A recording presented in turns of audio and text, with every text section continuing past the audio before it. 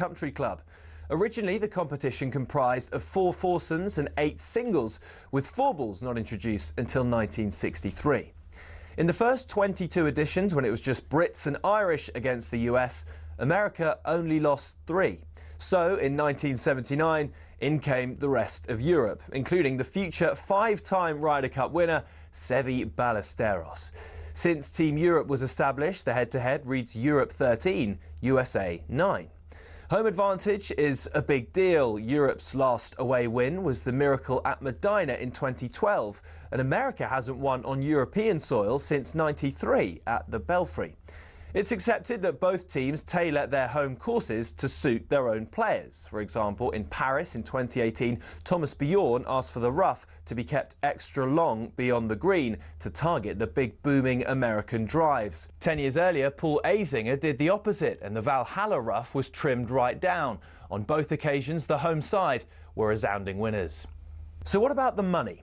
The most recent Ryder Cup in Rome drew in a record 271,000 spectators and boosted the Italian economy by €262 million. In the US, the PGA America TV deal with NBC is worth $440 million.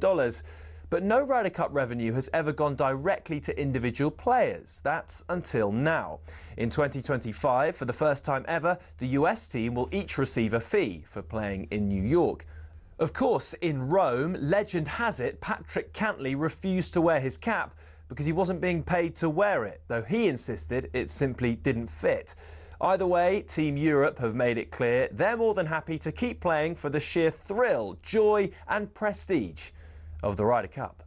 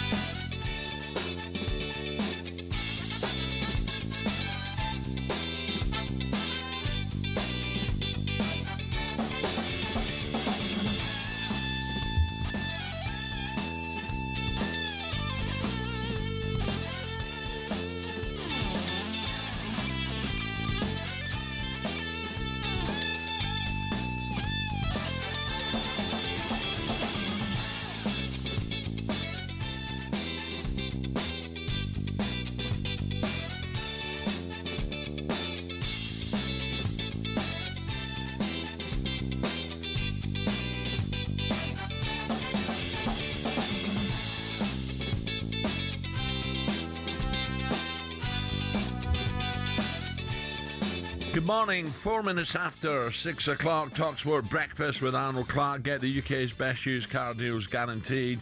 And delighted to welcome Ray Parlour this morning to talkSPORT. Ray, I feel I've not seen you for about 3 Where you been, Al? You've been everywhere. You've been around Europe, ain't you, on tour? No, not really. I've been Have you? Yeah, where have you been? You were in Marbella, didn't you? Oh, yeah, for a few days. A week. No, Lovely. It wasn't a week. No, you was away for a week. I missed you that week, and I ain't seen you for ages. You been all right? Oh, yeah, good. You good? All good? Yeah, absolutely, Al. I played golf Monday, got absolutely soaked, and I'm going to give it a go today, but it's a little bit windy out there today. So Nick later is going to tell me the weather forecast for about 12 o'clock when I tee off. But yeah, I wouldn't believe Nick. I'm sure we go over the road quickly and catch up. Nick will give you Crete or something. He's a bit mixed up at the moment. Wish I was in Crete, put it that way. Old Nick. What about last night? Oh dear, after Tuesday night was unbelievable, wasn't it? But last night, a mixed bag for the English sides. I don't even want to talk about the Scottish teams in Europe last night, but Forest, a bit of joy at last at Nottingham Forest. Moved on from Ange pretty quickly. Started phase 3 of this remarkable Trent-side soap opera. Gibbs White takes a step back, runs up, right-footed, sends the keeper the wrong way, and Nottingham Forest lead. That's a great ball over the top. Could be a chance here for Go Ahead Eagles. In on goal, and they have scored, and it's a club hero, Matt Dale. An opportunity here for Larnaca, and it's lashed into the roof of the net by a Chich with a bolt from the blue. Dean Henderson stood no chance, and everyone's gone silent. Mendes seems to have had to wait an eternity here, and he's put it over the top. And Nketiah, 4 yards out, went for the half volley kick for there. There it is, a famous night for Go Ahead Eagles. Go Ahead Eagles 2, Aston Villa 1. One of the most famous victories in the history of Cypriot football. Crystal Palace 0. Ike Larnaca 1. Gibbs White from the spot in the first half. Jesus from the spot in the second. And Nottingham Forest lead by 2 goals to 0. Sean Dyche masterminding Nottingham Forest's first win in 11 games. So Aston Villa went behind to Go Ahead Eagles, the Dutch Giants, and couldn't turn it around. Palace suffered a shocking loss at home to AEK Larnaca, and Forest won in Europe for the first time in 30 years in Sean Dyche's first game in charge. Here's the new boss and just how tough it's been for the players recently. It's not easy, they carry a little bit more extra on top of what they care for the club. Obviously Yates as well with his history here. Look, it's not easy, you know what it's like, everyone thinks playing football and they get all this money and all that. I get it, right, but it's not easy when things are not going well, and you've got to remember these guys were getting absolute accolades for fun last season, rightly so, by the way. But then coming downwards from that and suddenly everyone's questioning all sorts of things. It's not easy as a footballer. New experiences for these as well, a lot of new experiences with the Europa League and the noise of that. The history of Nottingham Forest Football Club in Europe, of course. So they've taken a lot on, so that's why I thanked them, really, because it's another voice, another set of coaches trying to mould them slightly differently, trying to offer maybe different ideas, and they've got to go and deliver, and they have delivered. Ray, I watched that one, yeah. Well, I was flicking around, to be honest. I was watching different games.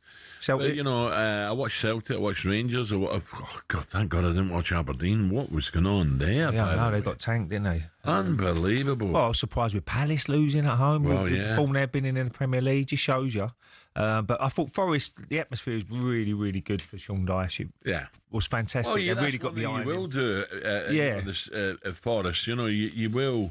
But the banks of the Trent there, they've always had good atmosphere. And Porto have started well this season, so I think that's their first defeat, Al. So it's a great result. Penalty, wasn't it? Yeah, 2 penalties in the end. 2, right. Gibbs White scores the first one.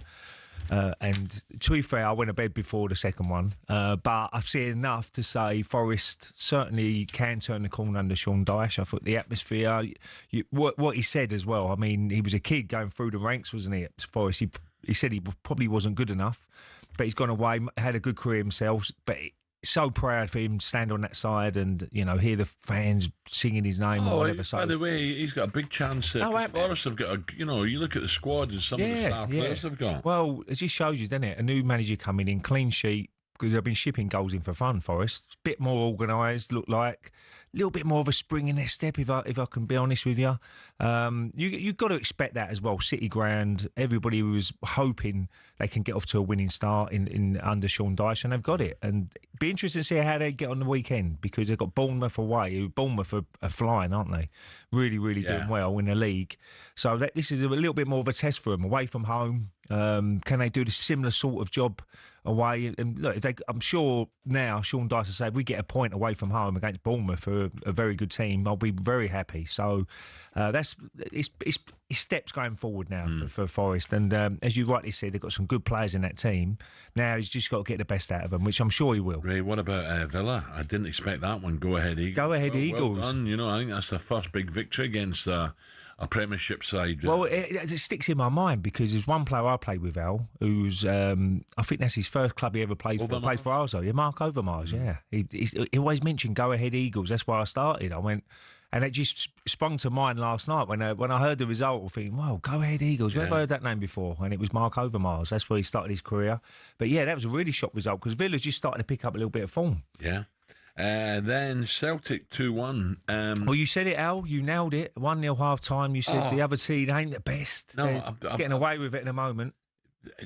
Look, without taking that away from Celtic, right? Because Celtic have got terrible injuries now. There's no one up front. They've got a kid up front. They lost Mikey Johnson as well. They've got Hearts coming up at the weekend. So Celtic have got a problem. But again, without Celtic needed that win. They got the win. The fans got behind them in the end. But Sturm Graz, I would honestly say, are one of the worst sides I've ever seen coming to Parkhead in the European title. Is that right? They were diabolical. And they could have been 2 up. Yeah, amazing. 1-0 up and then they hit the post. If that goes in, we're in trouble. Yeah. But even then I thought, we're going to bat these. In fact, I thought it might be 3 or 4. Yeah, you said 2-3. Really, well, you did say 2-1, 3-1 in that little group chat. You said, I can see Celtic coming back here. So that'll take a lot of pressure off Brendan, but, for a few days. Cause did he have a couple of players back last night? No, it got worse. I think they had to shuffle the pack a little bit. I heard his interview and he said one of the guys done really well, scored the goal. He got his goal in the end. At the end, I don't know who scored the goals in the end. Who got the second one? But he said he's... Oh, yeah. He's a midfield player come forward. And he's playing out of position. He's half decent. The best player Celtic have got at the moment is the left winger. He's tricky as hell. North African boy, good player. Does he? Is he a set piece? No. He's got bundles of pace. Comes inside, outside, tricks. Not. No, I haven't seen a lot of Celtic this year. Yeah, well, I wasn't going to watch them last night, but I thought Forest is a big game. But if you're a Hearts fan, and I'd love to hear the Hearts fans today, if you're watching that, especially first half, you think we can beat them. Yeah. So it's going to be interesting. And then where do I start with Rangers? Oh. Well, Ali's going to come on. Is he going to come on, Ali? Yeah. Oh dear, Rangers. Now that is an absolute. It's a big job. Again, you're not going to judge him yet, are you? I mean, he's got the same players. He's got to get his ideas over, Danny Roll, and it's always difficult playing away from home anyway. So Bran, Ray, just to put you in the picture, Bran have only got a couple more games left in their season that finishes in November. So they were right at the peak of fitness. Yeah. In fact, maybe just a little bit over the top because they're coming to the end. Well, Rangers should be fit now, though. Let me tell you, think about it, there was only one winner. Yeah, and it wasn't Rangers. Well, you would expect them to be a little bit getting jaded. There's 2 games left now. Oh, if they've had a long, hard season. But and the shape, the way they controlled the midfield, Rangers were all. Honestly, it was. If you're a Rangers fan, you're like, I'm not sure you'd have watched 90 minutes. No, so bad. Go home. Well, you couldn't go home. And Aberdeen, you go down the pub after. Aberdeen. No. Right. So we've heard from Sean Dyche. Coming up, we're going to turn our attentions to the back pages. Virgil van Dijk in the papers. Apparently called a crisis meeting for Liverpool. That's coming next, 6:14.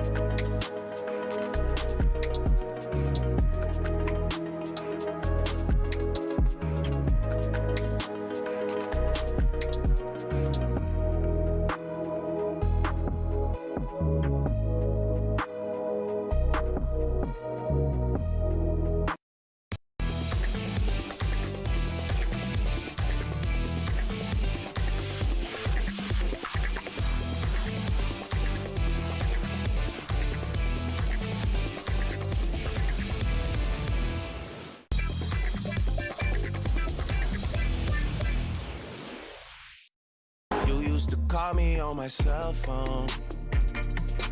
Late night when you need my love. Call me on my cell phone. Late night when you need my love. And I know when that hotline blink, that can only mean Who sings this, Al? Charlie Drake. 6:18. All right, my darling. talkSPORT breakfast, Ray Parlour. Right, a bit of Drake to get this Friday morning going then. Why are we playing it? Well, it's Drake's 39th birthday today, so happy birthday, Drake. 1 year older than who, Al? Who else's birthday today? No Absolute idea. legend. No idea. Plays for Man United. Go on. Wayne Rooney. Is it? It's his birthday today, 40th. All right. A big party tonight, Wayne, I'm sure. Bet he has, yeah, bet he has. I'm going. Yeah. I wish. Yeah. You bound to Sorry, Scooby. I can't make it tonight. Right. Do you know when that hotline? When that hotline bling? What does that mean? That? You got a bit of bling. I've got this. Do you know when that hotline bling? What does that mean? For God's sake, bling. Drake songs have over 120 billion streams online. You can't knock it. Hotline bling accounting for 447 million of those. Oh God, Len is a tenner. It's the old watches and jewellery, isn't it? Bling. Yeah, I thought so. Isn't it? I don't know. I think it is. I thought so. Yeah, it is. How many hits did your tiki-talkies get? Are you still doing it? Tiki-talkies? Yeah. No, I ain't done one for a while. I'll probably do one later. Yeah. Because I'm going to... I've got a great day in store today, Al. I'm going to go over the road with you, have a quick one, and then I'm going to go straight to the golf course. It's a bit windy out there, though. It's a bit breezy. Out there. I know. I'm trying to get round, and then I go home, and we got a stag do tonight. And I can have a stag do at my age, and the guy's older than me as well. Oh, yes. I think he's got to be 62. I think he's called Henry VIII now, Scooby. He's had so many wives. I'm going to speak to Sam McClure from Coral later. 1 to 3, Goody first to lead. Oh, Goody be there. He'd be falling over. Don't worry about that. I told me back Celtic yesterday. I can't back them. What? I know. And then Goffey, I give Goffey some stick as well. He was giving you a bit of stick when it was 1-0 to the other, and you went, no, it's going to be 2-1, 3-1. Give him a little tip, Al. A little PG tip there. Well, there you go. Right, let's look at today's back pages with Tesco Mobile for Business. The Back Page Review on talkSPORT with Tesco Mobile for Business. Got a side hustle as a Pilates instructor? Stretch your budget with business phone bills for up to 40% less than the big three networks. For verification, see tescomobile.com/business. And Shaban is with us. Do you see it last night, Shaban? Were you allowed to watch the game? I was allowed to watch it. But you didn't? No, I did watch it. I saw a bit of it, I saw a bit of it. Just good to get a win, Al. And even Brendan post-match, good to hear him smiling again. Yeah, he was, they needed a bounce back. Yeah. He said that the team showed character and he spoke about... Injuries are a big problem, by the way, now. Of course. He spoke about the Honda Civic, didn't he, at the weekend? He's like, I've been given the keys to a Honda Civic. Last night he upgraded to the Range Rover Sport. So, if he's feeling... Lamborghini. What you say, the old the players are like, what? But, they weren't a great side. I know. Still, though, it's a win. Still got to win. Considering after Dundee, I was up in Glasgow there a couple of nights ago for a Celtic Legends night, and it is low mood. Well, I watched the game up at Dens Park today, and Celtic just couldn't put the ball in the back of the net. And then last night, Nacho goes off after a couple of minutes. And I thought, big trouble here. And then the kid come on and done well, but. The weekend's going to be tough. Hearts will fancy the chances. Huge game, Ray. The first time we've kind of seen this in a long time. Unbelievable. Yeah. Touch wood, but say it is a result for Hearts. We are looking at maybe the first time in how many years that Rangers or Celtic don't win the SP or Celtic don't win the SP. Was it Sir Alex Ferguson last time? Yeah, Is it Aberdeen. that? It's Aberdeen, yeah. It was, yeah. Probably. That long ago, That's Ray. unbelievable. It's crazy. It's crazy. It's a great story for Scotland, I will say that.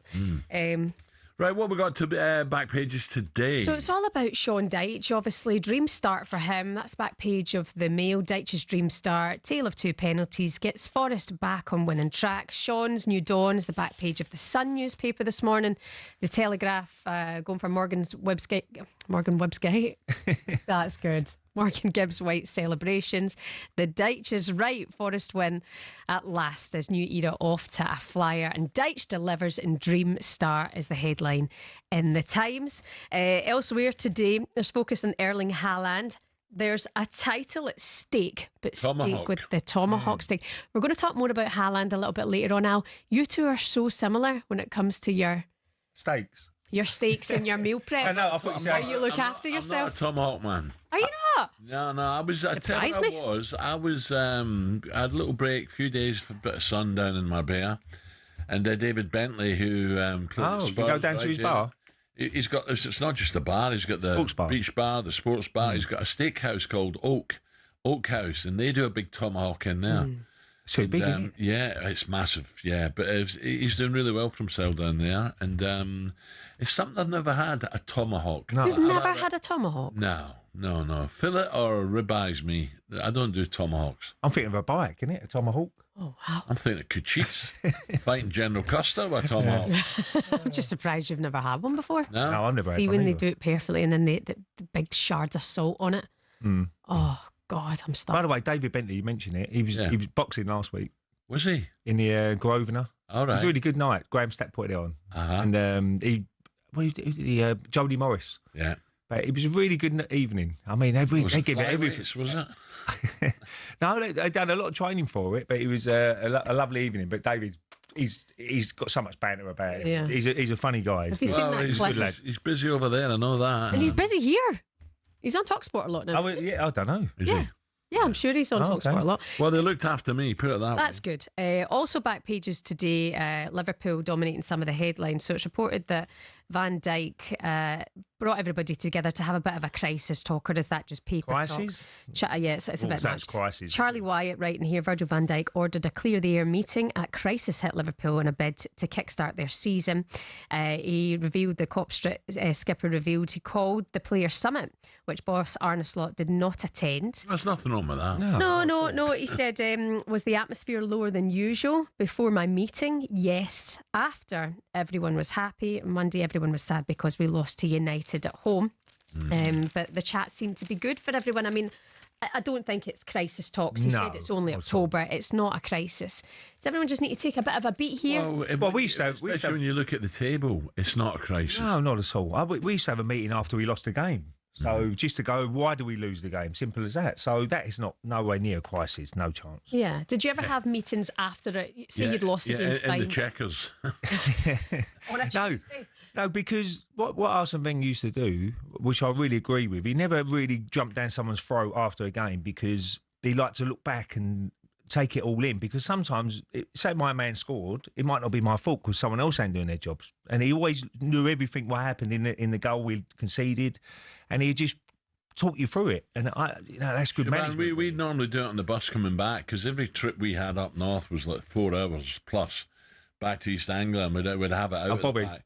And then some of us would go out when we got home and go out and they'd carry on. You know, you're having a few beers, but it'd come out and you get it off your chest, and then hopefully Monday it was all forgotten. You get just on with don't it. do that though anymore, do they? It's just not like that. No one's going out for beers even though I actually think it probably would be a decent thing for some people. Just take a pressure off, have a pint, chill out. Yeah, you should do. No, it is different, but going back to your question, yeah, we did. We used to try and sort it out that night. And then Monday you start afresh. Yeah, exactly. Also, Liverpool, Lewis Steele, back page of the Daily Mail today. Liverpool, I move for 75 million. Semenyo, what a season he's having so far. Liverpool are among the clubs keeping tabs on Bournemouth's informed winger Antoine Semenyo, but the Cherries would demand north of £75 million. Now, if Liverpool are, in the case, in for Semenyo, I mean, it's a lot of money they've spent. Do they need to spend any more? You always want the best players. You're always trying to improve the squad, and if he's going to improve it, then I'm sure Liverpool will be involved in the. And if they know he's up for sale, there'll be other clubs as well interested, I'm sure, because he's been brilliant at Bournemouth. Could Slot not be doing better with the players that he's got, or maybe bringing more out of the players that he's got? Liverpool United game, was it 4 times they hit the woodwork? Mm-hmm. It wasn't polished or anything like that, but they could easily have won that game. United had chances as well. So look, it's not all doom and gloom. No, not at all. They're not firing at the moment. But it's how many games gone? It's not that many. Is it 8 games played. gone? I mean, take a chill pill. Yeah. So I'm pretty sure that it was interesting. Piers Morgan yesterday says it'll be all over by the end of March. Well, I hope he's right. But I don't think so either. No, I don't. I think all you got to do is be in the hunt in March. Correct. With a chance. And Chelsea are coming, but I still think it's between City's Liverpool, and Arsenal. Don't you think, though, where Arsenal are now in this position? I know it's only 8 games played, but then there's such an expectation then on Arsenal not to drop points and to go on and win it. Instead, it's like crisis for Liverpool, whereas if Arsenal then trip up, it's like, too early. Yeah. You never know, injuries, Christmas period and all that sort of stuff. Anyway, it can change very quickly, Shaban. I'm looking forward to the weekend. Premiership football back again, Shaban. Thank you. 6:28. The Back Page Review on talkSPORT with Tesco Mobile for Business. Got a side hustle as a Pilates instructor? Stretch your budget with business phone bills for up to 40% less than the big 3 networks. For verification, see tescomobile.com/business.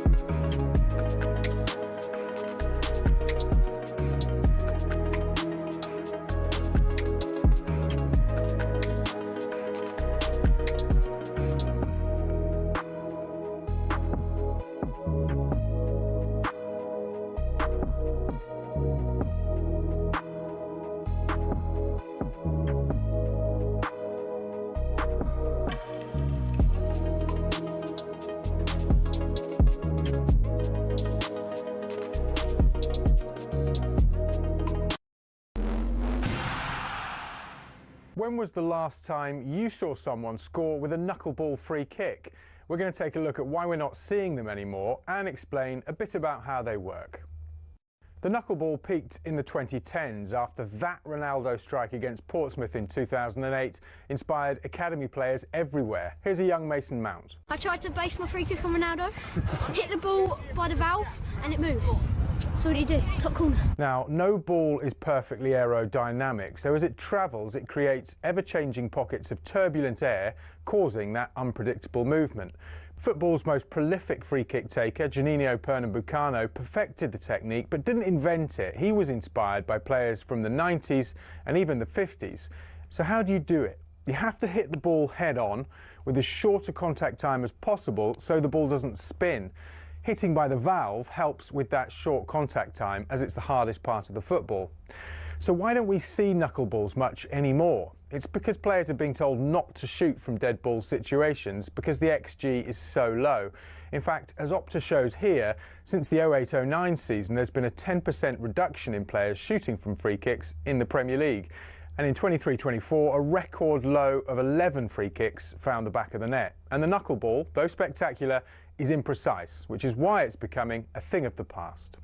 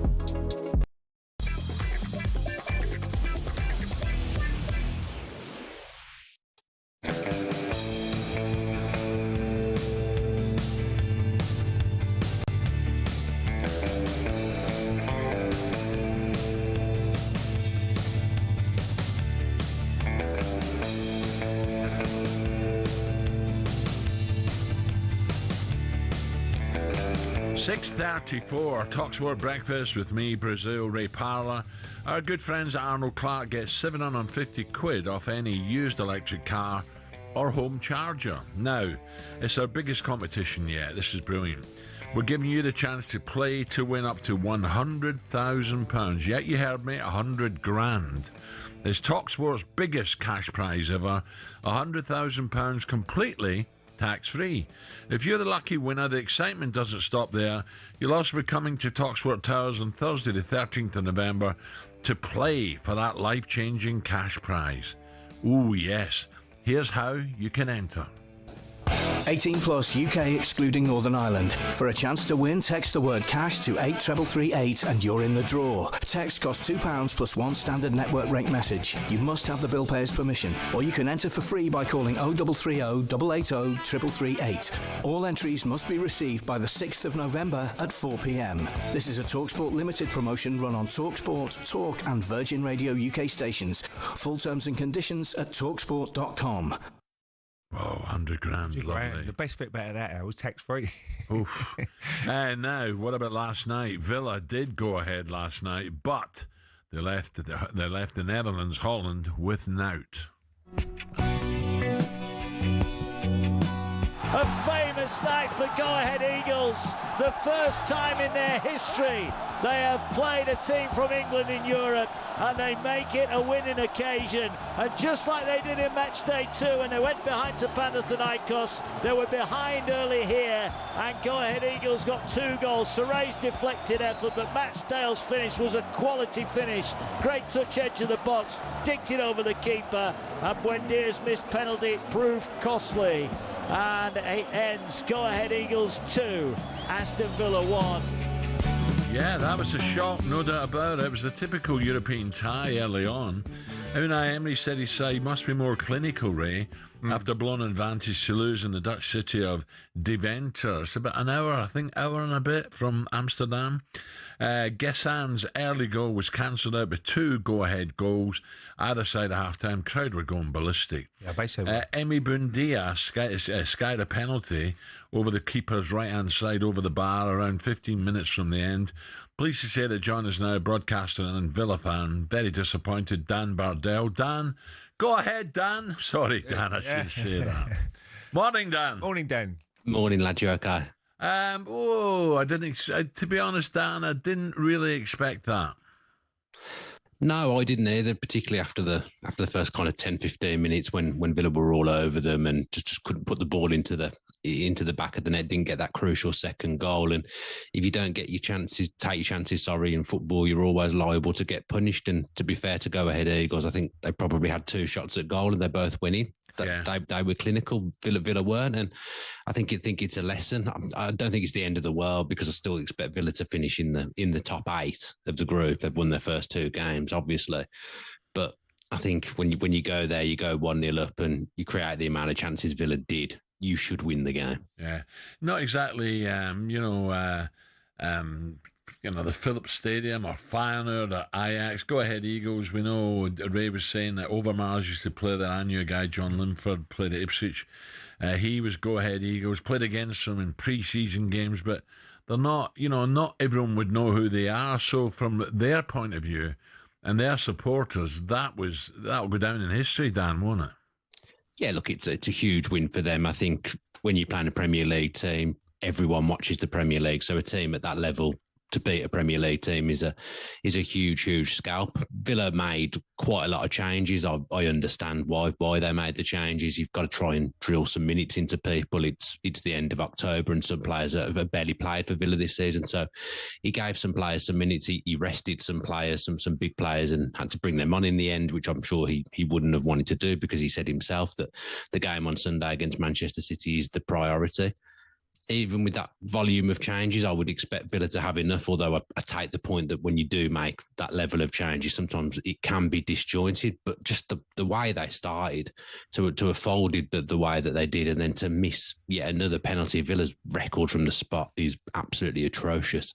Since Douglas Luiz left, I think they've missed over 50% of their penalties since Douglas Luiz departed.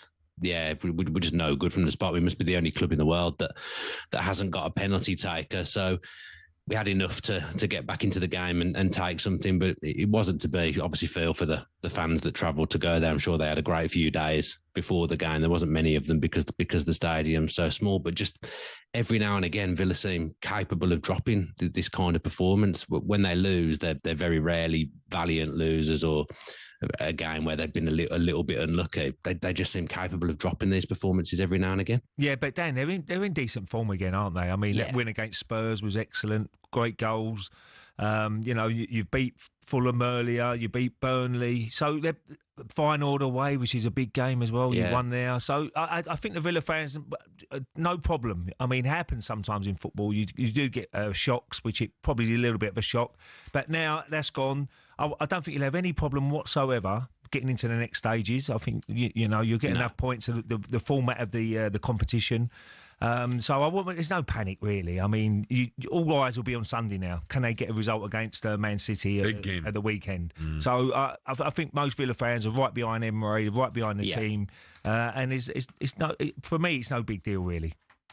No, look, I feel better about it this morning than I did last night, straight after the game. You're right, the 5 in a row off the back of some patchy form before that. They've done well to recover things, and that was more like Emery's Villa on Sunday against Spurs. That was when I watched them and thought, yes, that's Unai Emery's Villa again. We're back.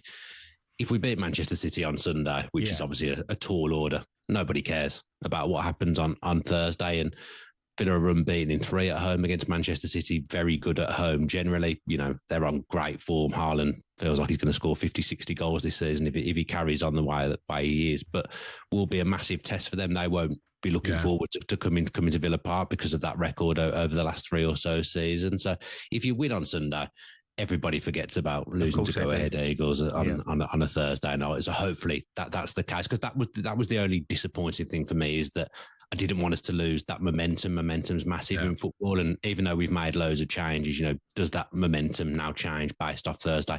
Hopefully it doesn't, and hopefully they can carry on. Dan, cheers. Enjoy the weekend. Big game. City, Villa against City. Cracker. Cheers, Dan. Yeah, it was a blip, wasn't it? Yeah, it is a blip. It does happen. I mean, Europe. Look, Crystal Palace are the same. Crystal Palace have been going on brilliant, haven't they, in the Premier League? I didn't expect that. You didn't expect that, Larnaca. I didn't see the Palace side. They would have probably been 1-7 on now. 1-7 on before the game to win. So everybody expected Palace to win, but you do get hiccups like that. I mean, managers try and rotate it. We all know how many games we get in the Premier League. They try and give the other squad members an opportunity. And they're maybe not not up for it, but they're not at speed, if you know what I mean, like some of the other players who they leave out. So I wouldn't say a lot out of it. I mean, you know, with a format now, you just got to win your home games and you get through. They've had a brilliant result against Feyenoord, didn't they, away from home. So there's no panic whatsoever. As long as they're in that next stage in the top 8 and they qualify for next stages, Villa will be fine. Okay, right. So Villa, Man City's one of 5 Premier League games. Sam Maraface and the team will keep you across during. It's going to be a jam-packed Sunday. Game day live. Still to come on breakfast. Here we go. Superstar Breakfast preview on talkSPORT with Travis Perkins. Download the new improved app to easily manage your accounts and quotes.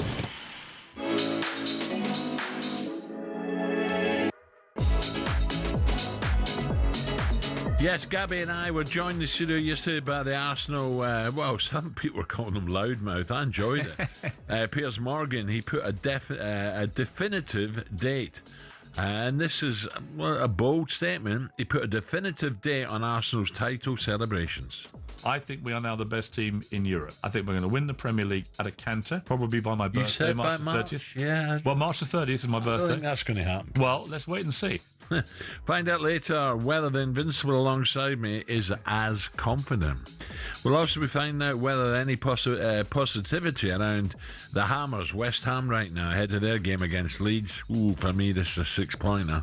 Against Leeds United, live and exclusive on talkSPORT, and that is tonight. That was a look ahead. We're good friends at Travis Perkins. Superstar Breakfast preview on talkSPORT with Travis Perkins. Get free next day track delivery. Head to travisperkins.co.uk or download the app.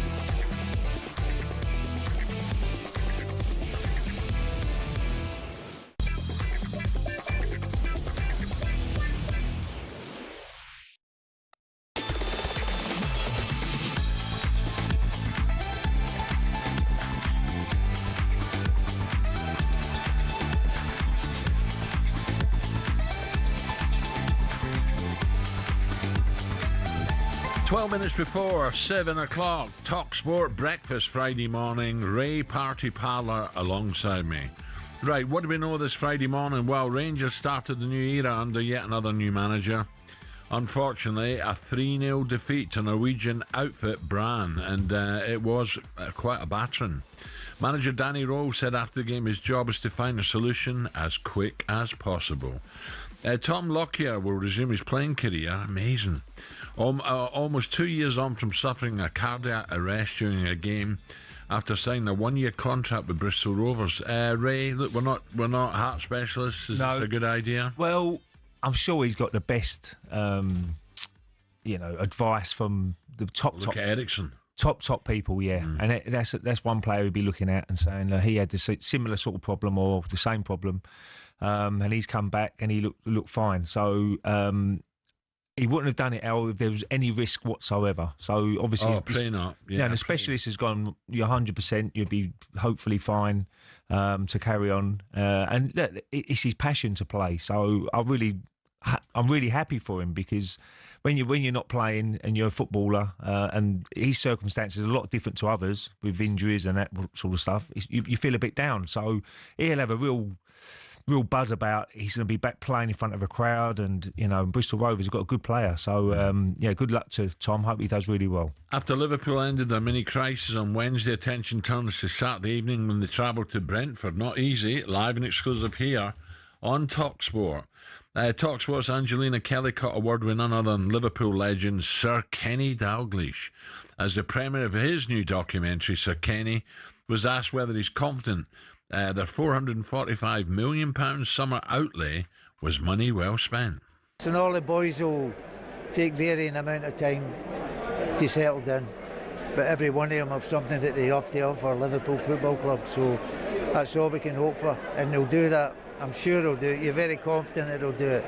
You might not get every single one of them, but you'll get the vast majority of them, and they'll get fantastic support from the people that come to watch, which is really encouraging for them as well. We just keep our fingers crossed and wish them all the best. See Kenny's face there? He thought Angelina was talking about his fortune, $445 million. Oh, it's a lot of money. It's a lot of money, Al, to spend. But it's just trying to get everyone on his pitch, isn't it? That's the hard bit. Getting the right formula. That'd be a great documentary as well. Oh, Kenny, some of the goals he scored. Well, again, you go back in your lifetime, Al, to see Kenny at Celtic, obviously, and Liverpool was unbelievable. But to play alongside him in a World Cup, very, very lucky, Al. Very lucky. Played against him loads, scored against us loads. He used to chip Paul Cooper all the time. Do you know what about Kenny? I know he had so much ability, but I think his work rate was unbelievable. Yeah, well, him and Rushy. Oh. Do you know what? They're closed down, and he's always running, wasn't he? Do you know what? In my mind, watching Kenny Dalglish was always, he's always electric. He's always closing people down. And a brilliant visionary, great touch, could score a great goal, but God, did he whinge at the referee? Did he? He was non-stop in the referee's ear. Seemed to work, though, didn't it? Oh, yeah. Right, Ray, have people written the champions Liverpool off too early? I think so. Oh, well, I'm not even thinking about writing Liverpool off yet. I mean, look, they might have drifted a little bit in the price now to win the league because Arsenal have come good. But we're 8 games in now. Yeah. You can't even think about a title 8 games in. As I said before, if I was a player and we knew we had a good team, don't talk about the title. No. You talked about the title at the start of the season. This is our aim to win the title. But I always say if you've got 8 to 10 games left, then that's when you look at where you are in a position in the league. Can you get a good run in? Can you win every single point in is so important to try and win that league. But at the moment, I'm not even looking at the league table. I know Arsenal are top, but there's so much can go wrong very quickly in a football club. Got a great chance, but City are coming back in the type of form Haaland's in. Oh, Chelsea with the kids coming through, they're hit and miss a bit, but if they put a run together as well. And you've got Liverpool, so it really is. It's hard because bookmakers have got to give you a price on the league, and I can understand Arsenal are big favourites to win it now, with the squad they've got and the depth of the squad. Yeah, but with the likes of Man City, who've been there and done it so many times, Liverpool, obviously, you can't write those teams off. And as I said before, 8 games in, you'll be mad if you're talking about, we're definitely going to win the title. I know Piers Morgan said that. He's always been, very confident. He's at the wind-up. Yeah, but You can't even think Ray, about talking it. about bookmakers now, a bit of a disappointing story to bring you this Friday morning. NBA coach Chauncey Billups and NBA player Terry Rozier are among those arrested in separate but related illegal gambling cases, according to the FBI. So to get a bit more on this and what it means for American sport, let's cross straight over to talkSPORT's US writer, Brian T. Smith. Brian, a very good morning, Brian. Morning, Brian. Hello, Alan. Hello, Ray. It's always good to see you guys. Thanks for having me on. Brian, FBI involved here. Just give us your side of what is going on here, please. This is like The Sopranos or The Godfather meets Tim Donaghy. Alan, this is serious business. This is the NBA's worst nightmare. We should be talking about Victor Wembanyama. We should be talking about SGA and the start of a really interesting NBA season. You have the stars in the league scoring 40, 50 points in incredible double overtime games. Nobody's talking about this. I can't turn on any UK TV network. I can't go to talksport.com without reading about a massive, massive betting scandal. And this all dates back to a previous scandal with a previous player. And there are hints that this is just the tip of the iceberg and more is coming. So we have basketball or different sports in the US. In basketball, but it could dovetail into college basketball. There's been a mention already, with no proof yet, of course, but there's been a mention of the WNBA. We don't know where this is going to go, but the fact, Alan, that this started with the start of the NBA season, that they had a massive, massive press conference with the FBI yesterday. None of this is a coincidence. This is all intentional. And Chauncey Billups' attorney, Terry Rozier's attorney, they have both vehemently denied this. So we have to obviously let the facts come out. But the image problem that the NBA is facing, the fact that they've already had betting problems, this is a horrible, horrible look for a league that badly needed already really good exposure. So, Brian, my question to you, being a layman here about American sport, I would imagine NBA players earn absolutely fortunes, millions, hundreds of millions over their career. Why would they want to have a bet? Look, I've been over here for almost 2.5 years now, right? You'll occasionally see issues like this in European football. But what we haven't seen, to the best of my knowledge, is you haven't seen a top-level manager, a Hall of Fame type player get involved and have it spiral like this. The fact that, according to the FBI, according to the United States government, it's also tied to crime families. This is absolutely massive if this is true. And to have someone like Chauncey Billups' name, and obviously his attorney has denied this, and we have to let the facts play it out. But to attach this to a current NBA coach, imagine, Alan, if you wake up one day and it's Pep. It's Arsenal's manager. It's Maresca. It's one of the best managers in the Premier League, and they're attached to this with all these specifics. This would shake the Premier League to its core. That is what is happening to the NBA right now, and we have no idea where this is going to go. But these hints that this is just the tip of the iceberg, it has to have the NBA in total fear right now. Do you worry it's going to affect other sports as well in America? Because since it's become legal, sports betting, it's massive in America now. And other sports, will we looking at the situation as well? Yeah, I'm really glad you asked me that. I think this is the incredible irony of all this, right? Like, you cannot turn on sports television in the UK or in America. You can't go to an NBA game. You can't go to an NFL game. Betting is everywhere now. Yeah. So it's almost inevitable that this was going to happen. And the irony as well that Adam Silver, the commissioner of the NBA, did an interview just a couple days ago talking about betting, and they're trying to kind of fine tune all of this. And this spills out in front of them and completely takes over the story and dominates national news coverage, international news coverage of the NBA. Again, it's just a horrible look for a league that has struggled for years to be relevant, to find a foothold. It's been destroyed by the NFL in terms of popularity in America. The NBA has to find a way, but right now they have to let the facts play out, and there's no way around this. This is a horrible look for a league that needed good PR. They're not getting it right now. Brian, are the allegations saying there's organized crime behind it? And that's why I mentioned The Sopranos, The Godfather. When you listened to that press conference yesterday, this sounded like something from the 1970s. I mean, you're going to have Joe Pesci and Martin Scorsese and Robert De Niro walk through that door, right? So let's see where all this plays out. And we have to respect that even in the United States, when you had this massive press conference. They're entitled to their right. We have to let this play out in court 100,000%. Yeah. But these are really big names. Betting is everywhere. And the NBA had a serious problem last year. And you had a player banned, and this is partially tied to that. So this is a very, very perilous time for a league that not that long ago, you had a rogue ref. And fans for decades, Alan, have always thought that the NBA was rigged. What does this do for the NBA's image right now? Brian, brilliant. Keep us in touch with that one, Brian. Yeah, I wonder if it's the same as England. You're not allowed to bet on other games, and I don't know how it'll work. Right, but I would imagine, listen. It's massive out in America. You've got to be careful what you say here, but... You know, basketball's end to end, isn't it? Yeah. And it'd be very easy rather than get it in the hoop or whatever you call it. Do you know what I mean?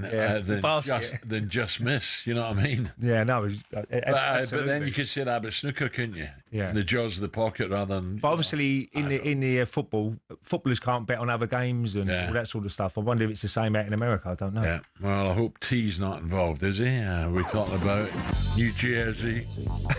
Hey T, you going to the game tonight? That was brilliant, wasn't it? Right, coming up, I still watch it. I still watch it. Christopher and... who did we have in the studio once? No, we had Rockstar. Yeah, we had the old bandana. DC bands, yeah. Oh, come on, Alan. Come on, Alan. Stevie, little Stevie. Little Stevie's name was. He played Sil. That's it. Yeah. In Soprano. He was a legend. Still hope you're not involved. Coming up, the good feeling is back at Forest thanks to certain Sean Dyche. How excited are the fans about the future? After last night, we'll find out next. Right and wrong. Did you looking good?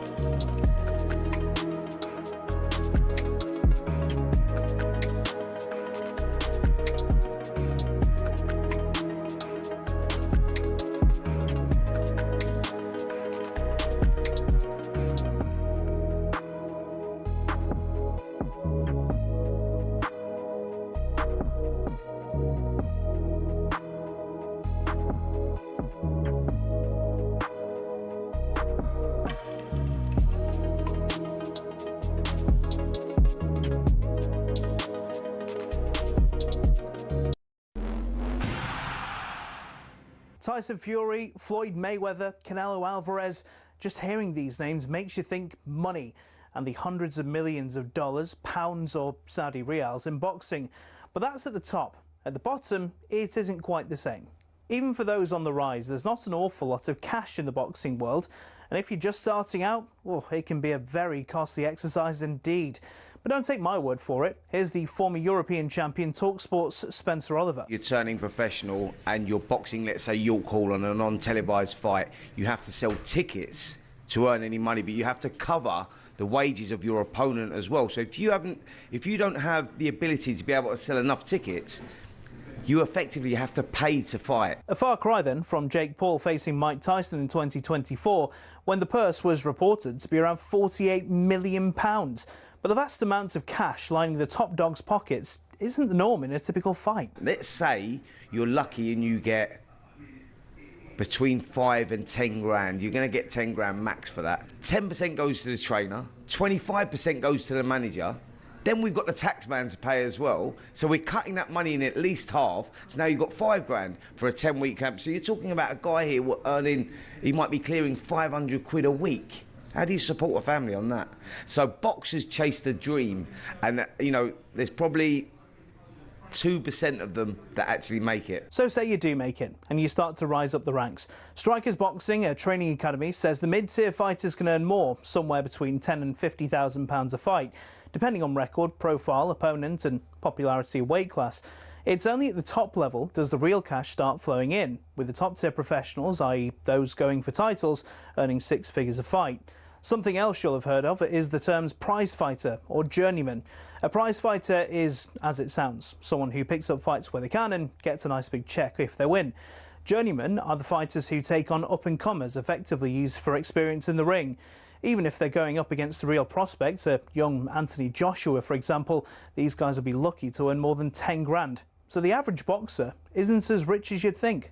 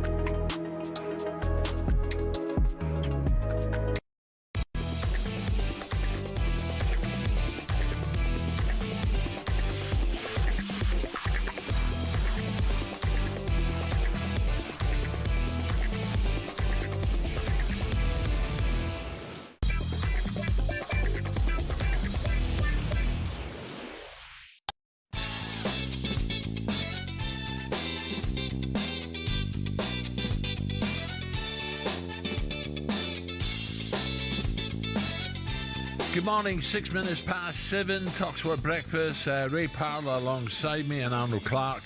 Get the UK's best used car deals guaranteed, and on the way for you this morning. We're ruining Ali. Super Ali's returned from Dubai when we show him the Europa League table. Rangers are, they're bottom, dead at last. Ali, of course, he's been all over, hasn't he? He ended up in Norway last night. We'll ask 3-time Premier League winner Steve Bruce if Manchester United will make it 3 wins in a row against Brighton tomorrow. Good game. Yeah. Ray will tell us what story he's found in Ballymore. Ray and Little Sam will be with us for this week's Curse of the Commentator. Ballymore? Ballymore. What? Ballymore. Ballymore Ray, what's that? Ballymore. Oh dear, oh dear. Oh, well. Honestly. Come on now. Now, though, it's been a... Well, I've not been on with Ray for ages, thanks to our management. It's been a roller coaster of the week at the City Ground. It was only 40 days ago that Ange Postecoglou embarked on turning Nottingham Forest from profitable pragmatist into a high-wire act, but he's already losing his balance. Breaking news, Ange Postecoglou has been sacked by Nottingham Forest with immediate effect. Well, we tried the attacking philosophy, didn't we, with Ange, and you see how that turned out. We went from being one of the best defensive teams to one of the worst. Breaking news from Nottingham Forest in the last couple of minutes. They have confirmed the appointment of Sean Dyche as the club's new head coach. Fantastic English manager, managing in the Premier League, person I like and rate very much, and I think sometimes he does get the thin end of the wedge as far as opportunities are concerned. Somebody like Sean and Sean's past and the good jobs that he's done. At this moment, I think it's a perfect fit. And Sean Dyche has waved his magic wand. They played 8 games under Ange Postecoglou. They didn't win any of them. Sean Dyche has been in the building for 48 hours, and they are back to winning ways. 3 mental days, to be honest, of constant thinking, planning, and it ends up culminating in a really important win. Okay, 8 minutes after 7 o'clock. So Ange was sacked after just under 40 days following 8 games without a win. Former Forest Academy player Sean Dyche, I know he was there. Yeah, he was, yeah. As a kid, was then appointed on a 2-year contract, and after watching him beat Porto 2-0 in his first game in charge last night, the boys in the sports bar think that Sean must be licking his lips at what he could achieve this season. This is the best squad of players that Sean Dyche has ever had. Mate, he cannot believe his luck, right? So normally, when a manager goes into a club, there's always, or generally, maybe not Slot when Klopp left, but there's always some sort of distress or something that's at the club that's broken down. And this is what's happened in this particular time. But the truth is, this is a squad of players last season that Nuno got the best out of them, got them into Europa League football, right? Okay, whatever way you want to dress it up, because of what Palace did, what they did. And then they sack him, bring in Ange. Ange is like tripped, stumbled, fallen, done. Now Dyche is coming. First game. It's the Europa League at home to Porto. It's unbelievable. That is, I mean, he can't believe his luck, but good luck to him. The boys in an empty bar last night. Let's get some reaction to Sean kicking off his Forest reign in style with talkSPORT reporter, big Forest fan, Max Scott. Morning, Max. Morning, Max.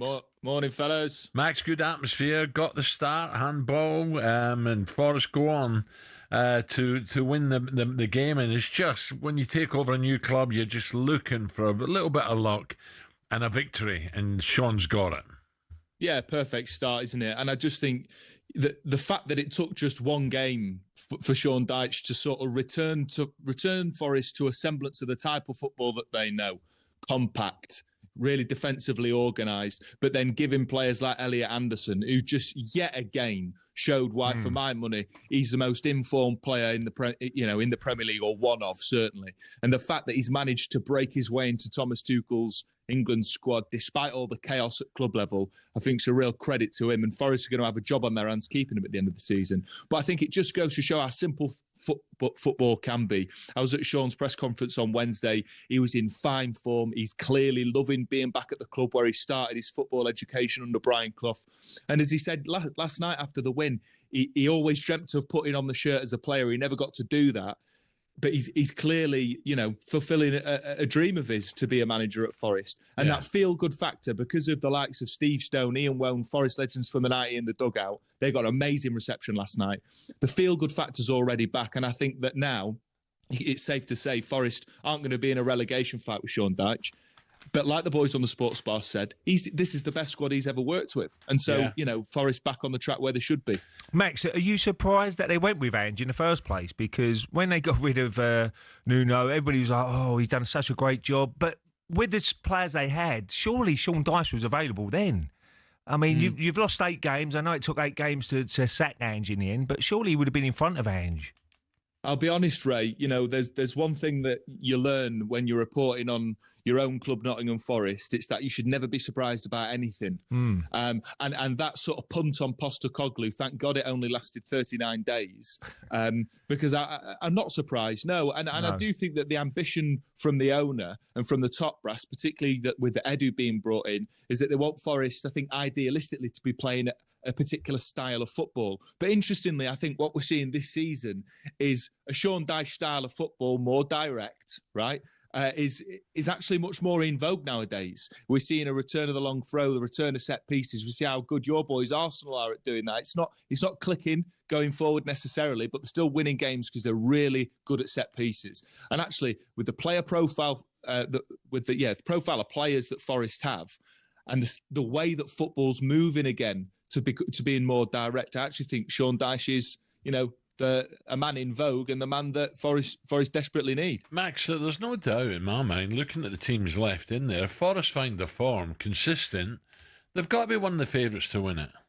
Well, Forest were one of the bookies' favourites to win it at the beginning of the season, and I think you're absolutely bang on, Al. Why can't Forest, if they can get together a decent run of games, win behind them, that sort of European nights under the lights at the City Ground? It's what a generation of fans have been crying out for, and other generations have been waiting for 30 years. So I think it's certainly possible, yeah. But massive game against Bournemouth on Sunday. Yeah. Away, really difficult. Forest haven't beaten Bournemouth in 10 years. Wow, 2015 was the last time they'd been. Forest bogey side, and understandably so, because they're such a wonderfully run club.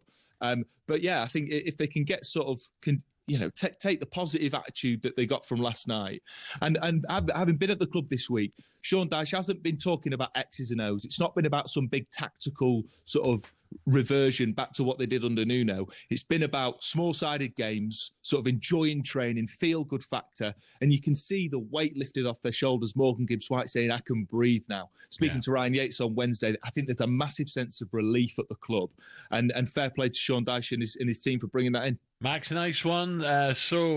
Forest on the up, but that's an interesting stat. 10 years. Bournemouth. That's amazing. That just shows you Bournemouth. I mean, they lost 3 of their best the defenders at the back in the summer. But look at Bournemouth in the table, 4th from top. I know.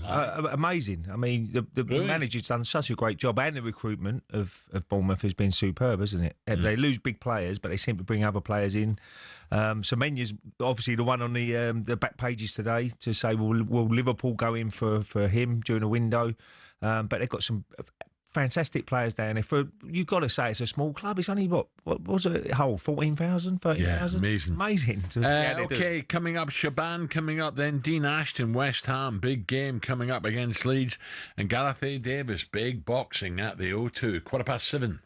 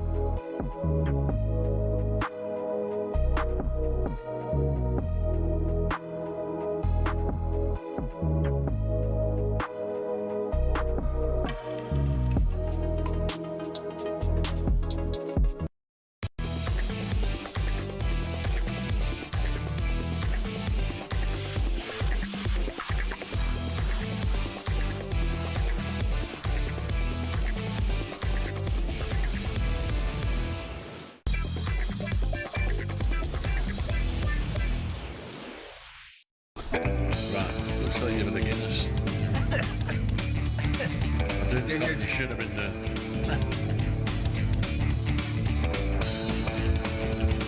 Okay, 7:20. Time now to take a look at today's top stories, the headlines, thanks to Movember. Get ready with Movember on talkSPORT. The moustache is calling. Grow and mow, raise funds, save lives. Sign up now at Movember.com. Haaland, Haaland, gestern war unbekannt, von Feuer in das ganze Land. Haaland, hey, Haaland, Haaland, jeder Schuss, der ist ein Tor. Bei Griff sich Neymar vor. Haaland. And Shaban is back with Shaban. What you got? Good morning. Yes, men's health will be well and truly looked at and supported next month. All thanks to Movember, as always. If you're watching on your smart TV, it didn't even take me that long to grow this in, to be fair. Oh, you had a Guinness? Wee Guinness. Ray and I are wearing our moustaches. Do you want to put a wee tash on now? No. I'd be keen to see what you'd be like. We look like Mario Brothers with these. Need a little Mario Brothers, eh? As if you've got a moth on top of you. A myth. Top lip. Is it myth? Oh, right. Got myth. And nothing. It's the party. Yes, men's health. For sure, look after yourself. We were talking about, weren't we, Al? Who's had the best tash in football back in the day? That way I said the Fulham owner. Well, I had Davy Seaman, didn't we? Oh my God, the Fulham owner last week. That's his when it tash swells. is perfect. That's one of these ones. Hold on. Oh, this better not hurt. Ah! Oh! Jeez. Which one of these ones? That's Handlebar. better. Oh, that's better. Like that? Yeah, I like that Yeah. one. Okay. That suits you, Shaban. Thank you. Thank you very much. Let's talk about It covers somebody your mouth. like that, wouldn't you? Let's talk about Erling Haaland. He's somebody who really looks after himself. I mean, physically, is there anybody in better shape than Erling Haaland? Well, he's got a YouTube channel. Most players are like that now, aren't they? Who, sorry? Most I players? think most players look after themselves like that. Of course they do, but I mean, They have to. his stature is just incredible. He's just this giant unit. Power, pace, strength. A bit like you, Al, in your prime. Yeah. He does. He looks like a Viking, doesn't he? Even his hair and his eyes, and he's just a specimen. He's got that nastiness about him. Now and again I was like, he's a bit soft, and not bullied, but now all of a sudden he's want a row with people, and so he's at the top of his game. Yeah, absolutely. He's put out a YouTube video on his YouTube channel with him and his wife, and it goes into the details of what he does in his morning and in his daily routine and how much he's eaten. So we mentioned earlier on the tomahawk steaks. He does them on his barbecue. How many ponies do you have a day? No pepperonis. Weirdly, Suckling, has he? Did I read somewhere? I don't even think he does any sort of alcohol at any point. I'm sure he does. He takes raw milk. No, he does. I don't know. It doesn't. Yeah, they do. Of course they do. I don't He ain't think going to show that, though. I'm not picturing Haaland with a pint ever. Well, then my beer way. Because remember when Grealish and him were talking about how they were That's going why to he's his best celebrate? mate, Jake Grealish. No, Jack Jack's his said best mate. he's so different. He said he's so different to him. Jack would like to go and have a drink, and Erling Haaland likes to go and sit in an ice bath. That's how he celebrates. Oh, right, okay. So I think he is like really, really strict with it. It's breakfast, eggs and sourdough, and then he goes to the local farm and he gets his raw milk. Raw milk. Could you handle some of that? Well, yeah. Raw milk? Yeah. Like straight from the other? Don't do that to me. Just realised what. Get on with it. Marnell, straight from the udder. And of course, everything You were just calling me really something. healthy. I was actually. Now you mention it. And yeah, he goes and he picks up all of his stuff from the farm. It's Green Oaks Farm, and yeah, it's just a really, really lovely YouTube farm's video. happy. He's put them in it. Yeah. He's completely himself. Here he is with his wife, his partner Isabel, going about their day. Oh my God, he eats so much. Everything is about when is the next meal, what should we eat, what shall we make. The grill is piping hot. He loves kebab, he loves good tacos, he loves brisket tacos. It's incredible. We do it sometimes on Saturdays when he does slow cooking the brisket. It's lovely. Start with a fat side down. This is going to be the best because it's the fat. It's going to be crispy. He really thinks about what he puts into his body. He was also the one that got me more interested in it. So I started studying nutrition. You look happy with yourself? Yeah, because I know it's going to be unbelievable.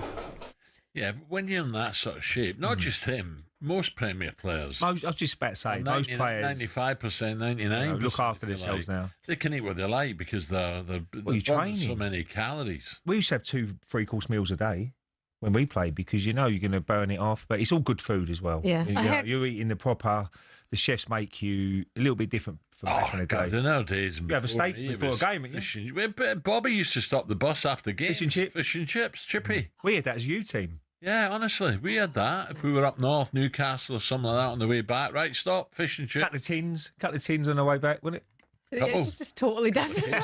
Totally different. He also does this LED light therapy every single morning, and usually you can get the light masks for your face. Yeah. Whereas he has the full body light mask. Is he? Have you ever had a light mask? No. Have you all got a light mask? No. One of your daughters might have the light What's mask. a light mask? I don't know either. It's an LED light that goes on your face, and it's light therapy. And It goes my way for his didn't you? Oh, I'll bring it in for you. You might like it. It's good all year round. Haaland's doing it. Haaland's doing it all over body. Do you think that's maybe where you've gone wrong? The fact that Jill's not a nutritionist? No. Oh, you eat good food, didn't you? She is a nutritionist. She has Can't fresh call this, fresh Frosties. that. Just because she doesn't do light, she's not into Star Wars and all that. She has fresh veg. Don't worry about that. She's not into Star Wars. Yeah. LED lights. I thought they'd stick them in your kitchen or something. I think you and Jill should do one of these at home. Just start your own YouTube channel, do a half-hour video of you guys preparing dinner. I'm never at home. That's the problem. Oh, see there. Yeah, I'm too busy working, trying to keep the wolf from the door. He's got a lightsaber, haven't you? What kind of tash is that, Ray? What kind of tash is that? You've got to put that somewhere different. It's the other one where you grow it in. Ow. That's fine. What are you looking at? Well, I don't know.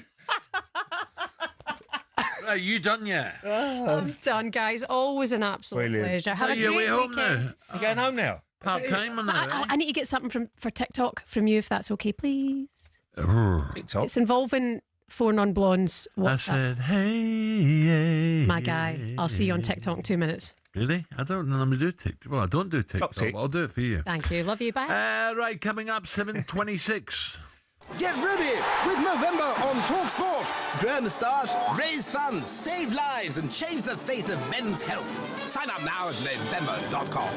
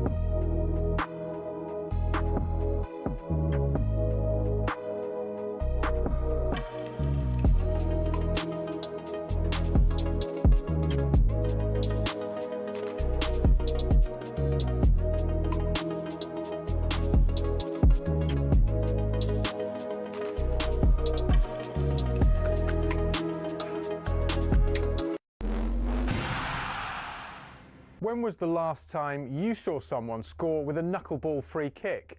We're going to take a look at why we're not seeing them anymore and explain a bit about how they work.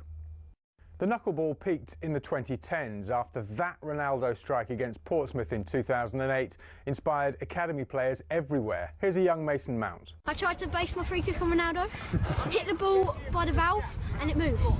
So what do you do? Top corner. Now, no ball is perfectly aerodynamic, so as it travels it creates ever-changing pockets of turbulent air, causing that unpredictable movement. Football's most prolific free-kick taker, Juninho Pernambucano, perfected the technique but didn't invent it. He was inspired by players from the 90s and even the 50s.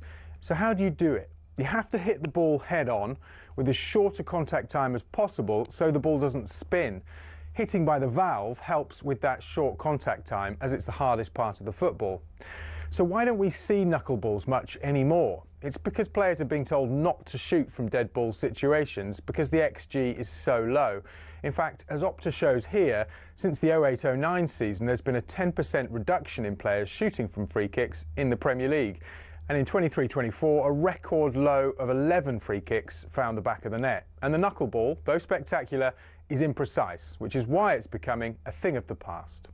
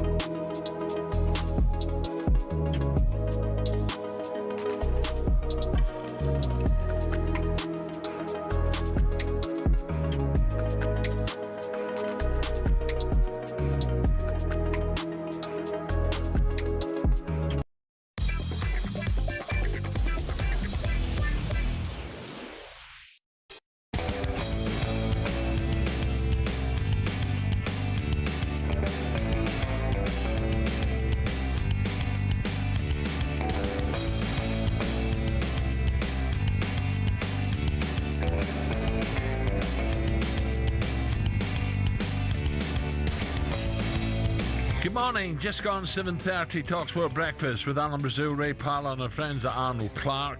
Get £750 off any used electric car or home charger. He might have scored 106 Premier League goals, but since hanging up his boots, talkSPORT drives, Darren Bent has taken up to paddle tennis as a major hobby. Yesterday's show, this question was put to the man who used to call himself D-Bay Sneaker Freak on Instagram. Would you rather give up trainers, movies or paddle? I'd give up movies because I'd watch box sets. No, you can't watch. Okay, you can't watch. That's not movies. Box sets. Okay, you can't have that. Okay, so what if you had to give up trainers or paddle? What would it be? So I'll give you 5 pairs of trainers. Paddle's got a Goma. Really? Yeah, paddle would have to Goma. That's unbelievable. Yeah. Ray, I've got to ask you. Do you like paddle well? No. Well, I've never played, so I don't know. I do know. No, I can see why people like it. Gabby's playing with Simon against Darren and some. I think is it Darren and Goldstein? They got beat last time, didn't they? Who? Gabby and that. No, but Gabby's playing with Simon this time. He's on his side. Oh, yeah, right, okay. Simon's a good player. Yeah. Right, back to football. Tonight, talkSPORT brings you what already feels like a relegation 6-pointer. This is up at Ellen Road. Well, no wonder they are protesting. No wonder they are booing. We're in big trouble. This West Ham side is so bad, they could get relegated. We must transform this frustration in commitment and motivation so we can play better. 4 successive home league defeats. Hard to see how they pull this out of the fire. They've got big games, tough games to come. All games in the Premier League are tough. It is one of the best atmospheres ever. I would say Leeds, comment of the season, will be there or thereabouts of staying up. And it's popped in by Okafor, and it's 1-1. It's such an intimidating place. Togetherness, unity, create a bond. He's got to find a team quickly that he can settle on and trust to a place where they're harder to play against and harder to beat. I think it's a big game, Ray. Absolutely. West Ham's last win was 5 games ago. A 3-0 away win at Forest. Can you believe it? Nuno was the Forest manager. Here's now the West Ham manager. Of course, he's at he's manager of the Hammers now. Yeah, of course. And Nottingham Forest have a Dange in the dugout in between Nuno and now Sean Dyche in there. So this managerial merry-go-round, is it getting out of hand again, Ray? Well, it's all on the owners, isn't it, Al? I mean, we all know Nottingham Forest owner. He don't mind sacking you. Simple as that. If you don't get results, you're out, and he gets someone else in. And you've seen what he's done. Nuno didn't do nothing wrong, did he? I mean, they've had their little spat, but you don't usually get sacked for having a spat with your owner. But the owner's gone, right, and that's it, out the door. And he's bought Angin, didn't work. But West Ham now, I think Nuno is a good manager. There's no doubt about that. He's only just walked into the job. You've got to give him a little bit of time. But with the whole situation with the club itself, West Ham, they're struggling, really are. The board, up to the board, the fans are boycotting the games, which I could see why, because they was promised when they moved to the new stadium they're going to be competing, trying to be in that top 6, top 8, and they're struggling. They haven't brought the right players in. The recruitment's been bad, so it's a massive game tonight. Monday night was a big game for them because when you're playing on your own, only one game, everybody's watching you. And it was really poor, Al. I've never seen a West Ham play that badly, if I'm being honest. Well, looking at the table, West Ham's struggling down there just above Wolves, second from bottom. Leeds United 16th. Do you know who's doing well? Sunderland and Sunderland flying. Amazing. But anyway, looking ahead to tonight, John is now for more on this crucial game. Former West Ham striker, talkSPORT co-commentator tonight, Dean Ashton. Dean, a very good morning. Morning, Dean. Good morning, gents. So, Dean, West Ham, it's got to be said, in crisis at the moment. Leeds will really fancy the chances, will they not? They will, with that crowd behind them at Ellen Road, which is always incredible, difficult as a player to overcome that. Obviously, the away support will be there tonight. It always is for West Ham. But I agree with Ray. I think that was easily the worst West Ham performance I can remember seeing. It was just incredible, that first half, considering where they were in the table, how crucial it was to try and get those home results, as Leeds have shown, and I think Leeds will show, and it'll be what keeps them up if they do survive, will be that home form. To see West Ham concede as many opportunities as they did in the manner that they did, I think was scary, to be honest. I think Nuno will get it right because what he did at Forest, Dean, he'd get him organised. You've got to give him a little bit of time. But I was a little bit strange. It was a little bit strange with the team he picked, though, wasn't it? I mean, the full-backs, where Wan-Bissaka was on the bench and he put a right back and left back. And, it was quite a strange a decisions he made during that game. Paqueta probably as a false number 9 probably didn't work as well. I know they've got injuries. Bowen, though, if he's out, if he gets injured. Well, I think they're in big trouble if Bowen gets injured. But, he's learning from his players all the time. But one thing you need when you're playing in a West Ham shirt, and I come from the area where a lot of West Ham fans are, you've got to have commitment. You've got to play for the shirt. You've got to run for lost causes sometimes, and that's what I didn't see, and that's what West Ham fans will be more disappointed with, that when they put that shirt on, you've got to give their all to play for that club. Yeah, and it won't be accepted. It's as simple as that, and you know that, Ray, and I certainly know that. They're very passionate, and they expect a lot from their players, and rightly so. And you've got to realise, I think, as a player, where you are. They're in a relegation battle. So every game now, you need to go into it with that mentality of, we've got to do absolutely everything as a collective unit to stop the opposition and to try and get results, to squeeze yourself out and relieve the pressure. And I didn't see that at all. And, the first Brentford goal said everything to me. They got the ball out, they played it into the centre-backs, no pressure, played it into the midfield player, no pressure. He hits a long pass through the middle of your defence and they score. That is unacceptable, simply unacceptable.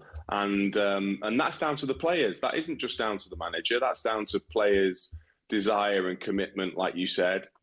And he's trying to find the right formula. But recruitment's been that scatty, it feels, because of the change of managers as well, where you're trying to probably suit what the new manager wants. I don't think the players are good enough, especially defensively. But you have got forwards in that squad that can hurt teams, and that'll be what will get them out, is your Bowens. Why Wilson isn't playing is beyond me. If it's a financial issue, I think that's ridiculous. But he seems fit. I watched him at the Emirates. He didn't come on. He looked so annoyed. He did the running afterwards. If he's fit, start him. When you're a player that's maybe struggled through injuries, you need to start games, not try and become an impact sub. So for me, that's a strange decision as well. Dean, another one of your old clubs struggling as well. And by the way, Ipswich are not pulling up any trees. Norwich, what the hell's happening at Carrow Road? Again, it's recruitment. I think, if you sell your best players constantly over the years, you have to recruit the similar quality. They've tried to do it. It's not worked this season, that's for sure. And they've still got Sargent, so they've probably got the best centre forward in the league. Yet they're staring at a relegation battle. And again, at the moment, I can't see them getting out of it. Of course, you want the manager to do well. He's local to the club. I think the fans want him to do well. But again, if you don't give the manager the players, then you are going to struggle in any league, and that's what's caught them out certainly this season. Dean, just finally, 3-horse race, Arsenal, City, Liverpool now. There's no way we can write off Liverpool, who are having a tricky time.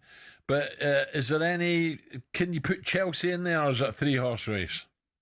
Yeah, I think it is a 3-horse, and I think Arsenal look by far the most capable this season in terms of their squad. I just think what they did in the summer was exactly what they needed, and it feels like he has to do it this season with that squad and the issues in the other teams. Then Arsenal have to do it, and I tipped them at the start of the season because I just think that the recruitment, as I've already talked about with other teams, was absolutely spot on.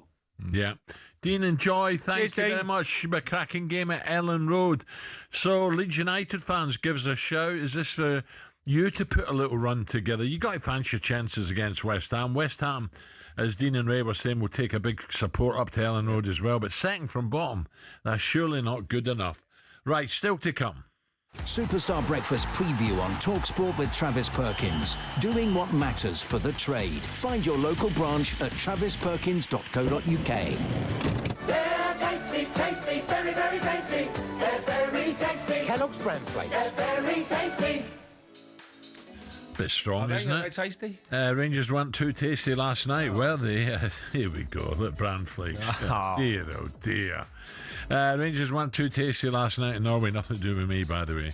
They flaked in Brand to begin the Danny Rowe era with a 3-0 defeat. I listened to Danny Rowe before the game, and he spoke very well, but he'll be like shaking his head this morning when he wakes up. We'll catch up with Super Ali later on if he's brave enough to turn up. He will. I spoke to Ali after the game. He was bitterly disappointed. Plus at 8 o'clock, another ex-Ger, Charlie Austin. Oh, sorry, Charlie Austin. I thought you meant the other Charlie. Charlie will explain just how his former boss Sean Dyche managed to do what Ange couldn't and win within a game at Forest. And of course, Southampton at the moment struggling as well. That was a look ahead with Travis Perkins. Crackle on. Superstar Breakfast preview on talkSPORT with Travis Perkins. Bricks on bricks on bricks. Over 40 million available to order with delivery to site. That's one less thing to worry about.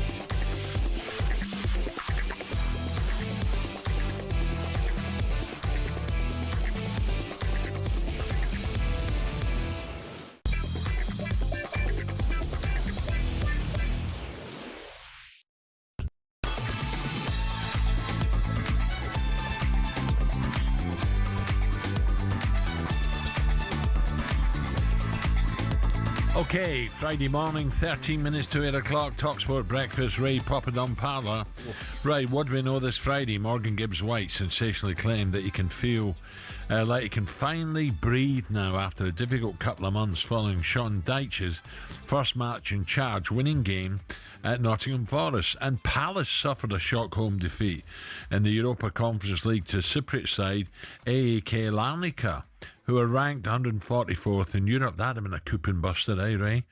Emiliano Buendia missed a second-half penalty, blasted over the top, as Villa fell to a shock Europa League defeat against Go Ahead Eagles, who are currently sitting 12th in the Dutch league. Villa boss Unai Emery praised the Dutch side, but was keen to move on to Man City in the Premier League on Sunday. Unai, what's your reaction to tonight's game against Go Ahead Eagles? Europe. We enjoyed a lot in Europe, and we had a lot of experiences in Europe, in Conference League, in Champions League, and this year Europe League. Of course, we started very good the season in Europe League, and Europe helped us to come back and getting better and comfortable in this competition. And today, when was a match, we were dominating, we were creating chances, we were scoring the first goal. We conceded a few times chances of them, and they were clinical, and they compete very well, defending fantastic. Of course, I am positive, but today I am a little bit disappointed and a little bit frustrated. But keep going, move forward, thinking on Sunday against Manchester City at home. Yeah, it's going to be difficult, Ray. Do you fancy Villa? Can they get a result at home against City on Sunday? Well, I think they've got a decent record against them, so they've got to forget about last night. They're going to get back, have a warm down probably today, get themselves back focused for the Premier League at the weekend. And they were going well before last night. They was on decent form. So the win against Tottenham was an excellent win. Had a couple of wins at home before that. So... Well, Man City, you just got to stop Haaland, haven't you? I know they've got other good top players as well, but Haaland at the moment, you know, in front of goal, he's a dynamite. He's absolute dynamite. So he's got to stop him somehow. But yeah, Villa Park will be rocking again at the weekend. As I said before, I wouldn't take too much out of this result last night because you know the format of it. You just got to get enough points at home. Make sure you qualify. And then you get more serious. Then if you have a game like last night, then you could be out of it. Yeah. But at the moment, I wouldn't panic at all with your Villa fan. Yeah, and I said Ipswich are struggling, Norwich are struggling in the Championship. But a lot of blue and white will head to the O2 this Saturday because former heavyweight champion, the current WBO interim champion, Joseph Parker, takes on Ipswich boy on the WB interim heavyweight champion, Fabio Wardley, live from the O2. The winner will all but guarantee themselves a shot at one of the undisputed champion Usyk's belts. Watch live this Saturday. It's only on DAZN, of course. It's live on talkSPORT. Boxing update on talkSPORT with DAZN, the global home of boxing. Buy now at dazn.com/boxing. I'm happy that he put up his hand. There are a lot of fighters that say they want to fight, but they fight anyone. But they're just saying it, you know? Past this fight is the Alexander Usyk fight, and that's not a massive fight. That is the fight. That is everything. The winner of it will be the next challenger to Usyk. He's a WBA mandatory. I'm WBO, but we're not going to sit around and wait. We want to be busy. Big right hand there from Parker, and down goes McCauley. This is great work from Parker. The legs are completely gone of Wilder. Big Joseph Parker! I think this is a good example of we will fight anyone.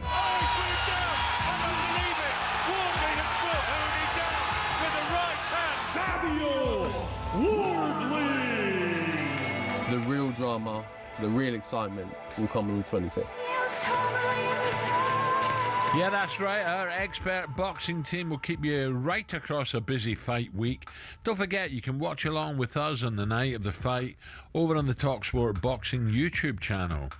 Joseph Parker was ordered to fight Usyk next for a chance at the undisputed heavyweight crown, but he opted to take on Wardley instead while Usyk is out injured. So let's get a little bit more on this fight and cross over to talkSPORT's boxing pundit, Gareth A. Davis. Gareth, a very good morning. Morning, Gareth. Good morning, Alan. Morning, Ray. How are you this morning? Good. Looking forward to this. Gareth, Ipswich boy, Wardley, taller of the two, but Parker is an accomplished fighter. Will he be too smart for Wardley? Well, you look back in history, Al, and it's really interesting. When Joseph Parker won the vacant WBO title in Auckland against Andy Ruiz just over 10 years ago, or 9.5 years ago, Fabio Wardley was having his first white-collar fight, unlicensed white-collar fight. 4 white-collar fights and then 20 fights undefeated in his career so far. It's an unbelievable stat, and he's come so far. Look, he's got dangerous equalising power, but Parker is so much more the experienced fighter who's been in against probably 2 levels above where Fabio's fought so far. Yeah. How big is the gap between the quality between these two fighting at the weekend and Usyk? I think you've hit the nail on the head. There's a 2-tier kind of heavyweight division right now. You've got Alexander Usyk and Tyson Fury at one level, and obviously Fury's still in abeyance at the moment, or his career is certainly. I think Usyk is the guy to beat in the division. He's the standout in this era, and I think I'm not sure that Parker or Ajit Kabayel or Fabio Wardley or any of these guys maybe save Moses Itauma in about a year's time is probably the only one who's going to challenge Usyk if he stays around long enough. Where is I was just thinking, I was watching earlier some highlights of American football and stuff like that. Gareth, where is the big American heavyweights now? Is it? Someone said to me they feel it's too tough. They go into football and other games now rather than take on the brutal sport that is boxing at the highest level.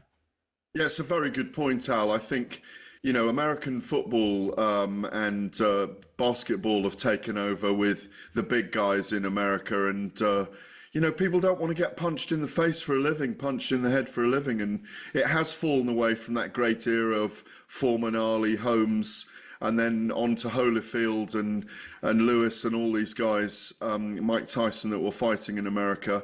It's a very slumbering kind of landscape for heavyweight boxing in America. Maybe Turki Al-Sheikh and Dana White are going to change all that, but right now that heavyweight landscape is wide open, and Deontay Wilder's very much at the end, as Joseph Parker showed against him just over a year ago in really making him a busted flush that night in Riyadh. Can we see AJ back or Fury? What's happening with him, Gareth?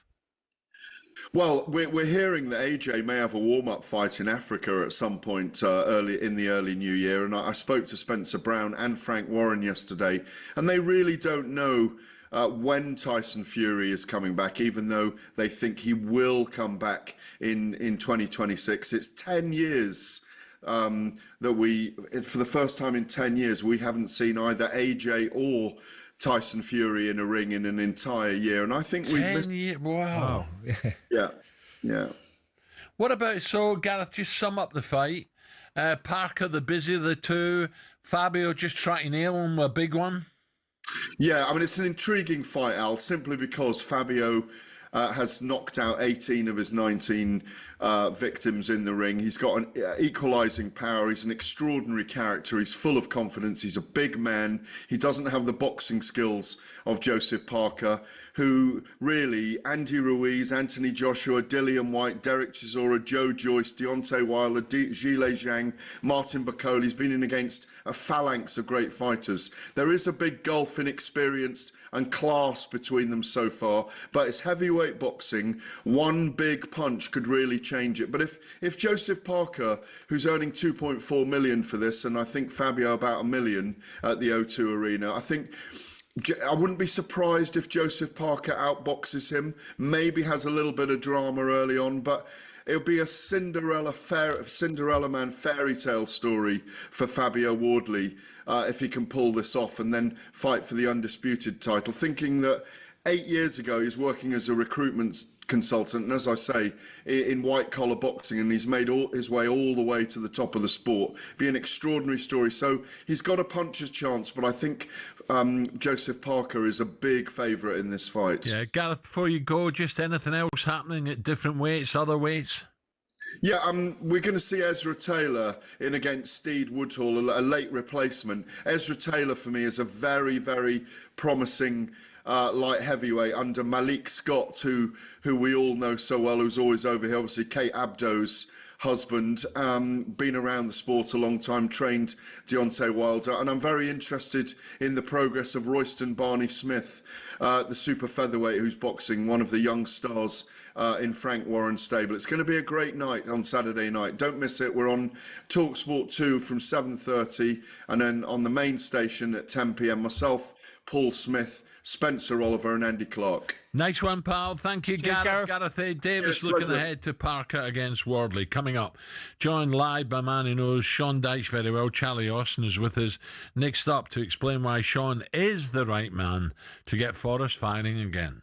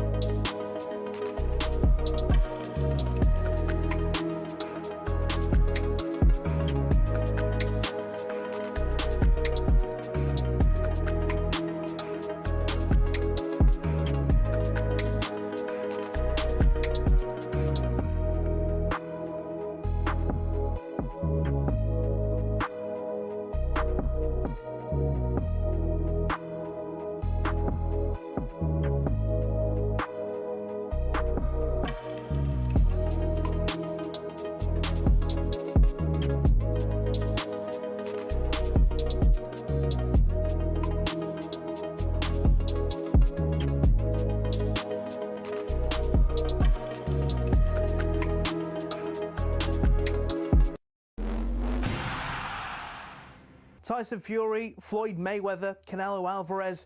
Just hearing these names makes you think money and the hundreds of millions of dollars, pounds or Saudi riyals in boxing. But that's at the top. At the bottom, it isn't quite the same. Even for those on the rise, there's not an awful lot of cash in the boxing world. And if you're just starting out, well, it can be a very costly exercise indeed.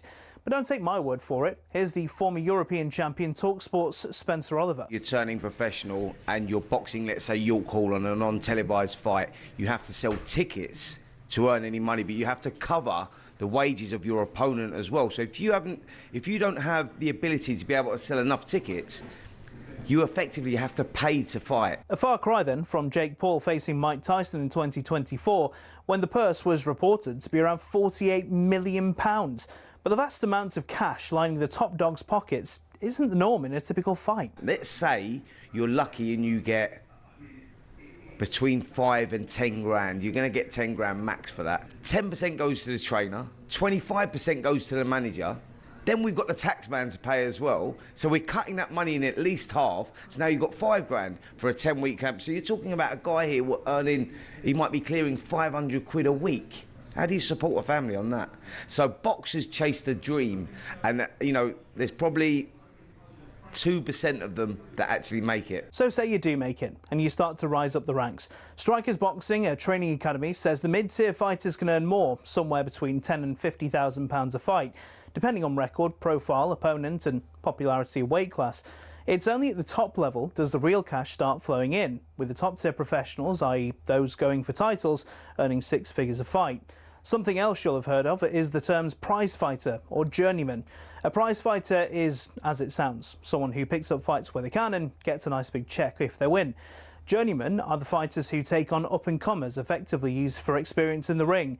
Even if they're going up against the real prospects, a young Anthony Joshua, for example, these guys will be lucky to earn more than 10 grand. So the average boxer isn't as rich as you'd think.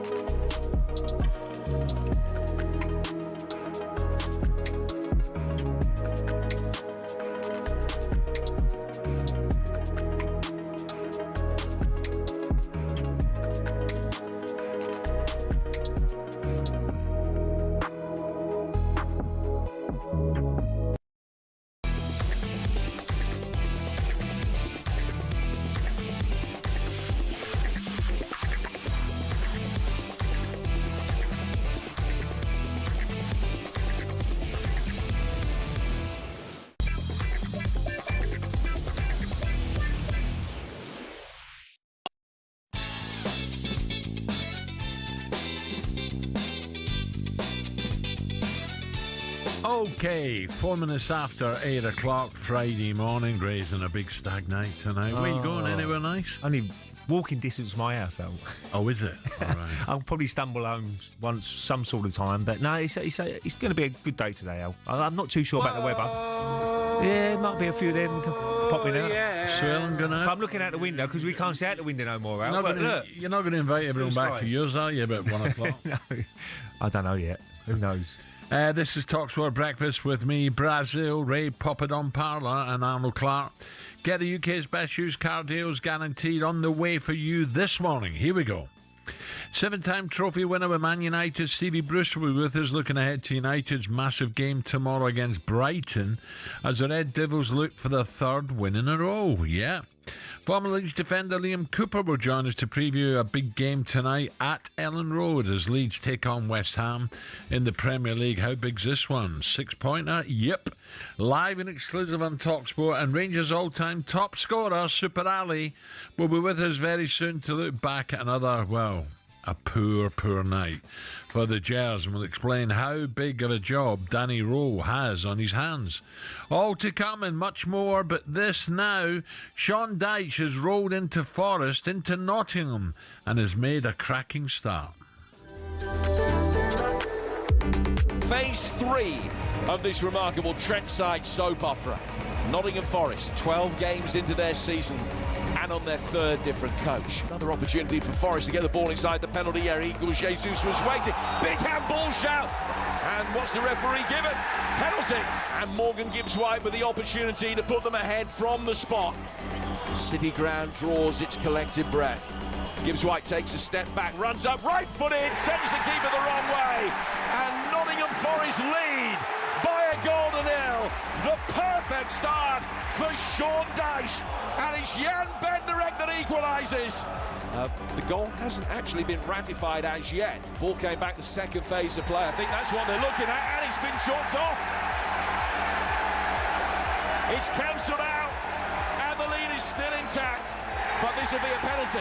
And the roar says it all. Gibbs White from the spot in the first half. Jesus from the spot in the second. And Nottingham Forest lead by 2 goals to 0. Yeah, that's right. After 10 games without a win, Forest rolled the dice and bang. Forest 2-0. Porto back to winning ways at the City Ground. New gaffer and lifelong Forest fan, Deitch. Didn't know that he was a big Forest fan. Describe the feeling of managing Forest for the first time last night.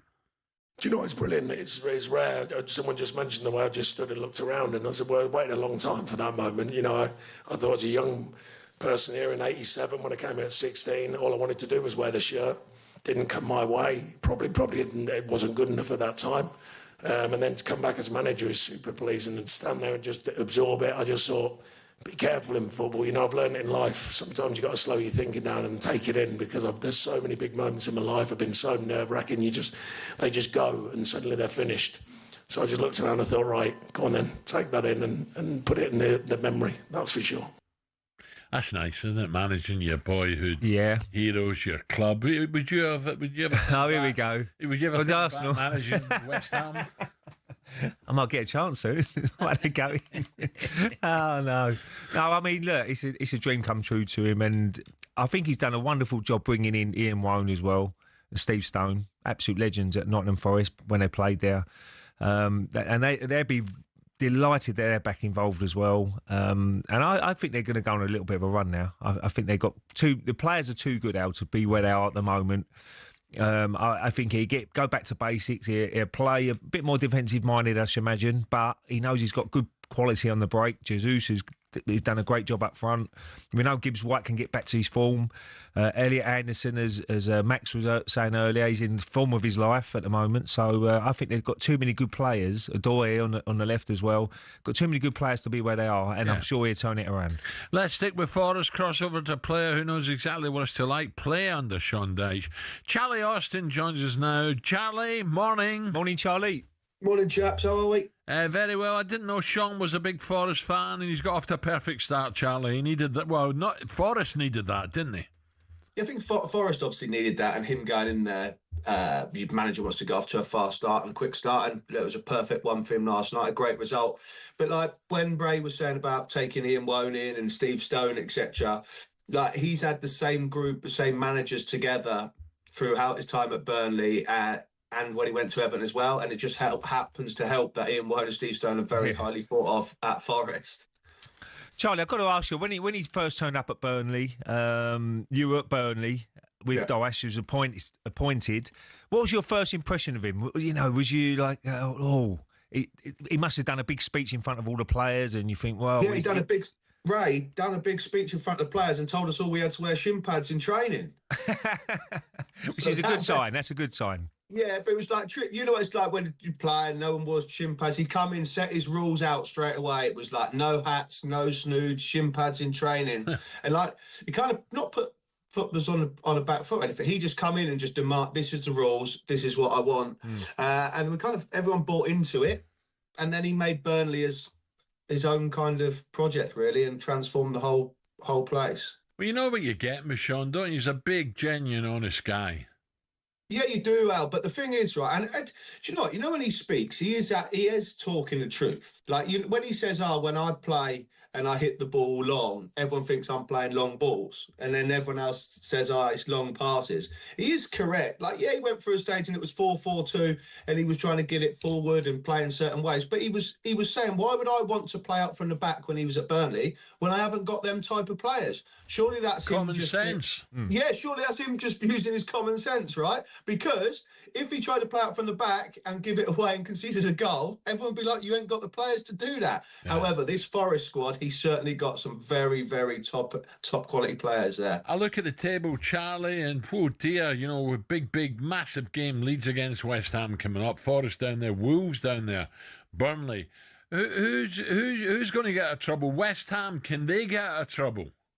I'm going to say no, Al. I said at the start of the season, I don't think they will. I think they're in it for the long haul this season. I think they're in a real scrap all the way through.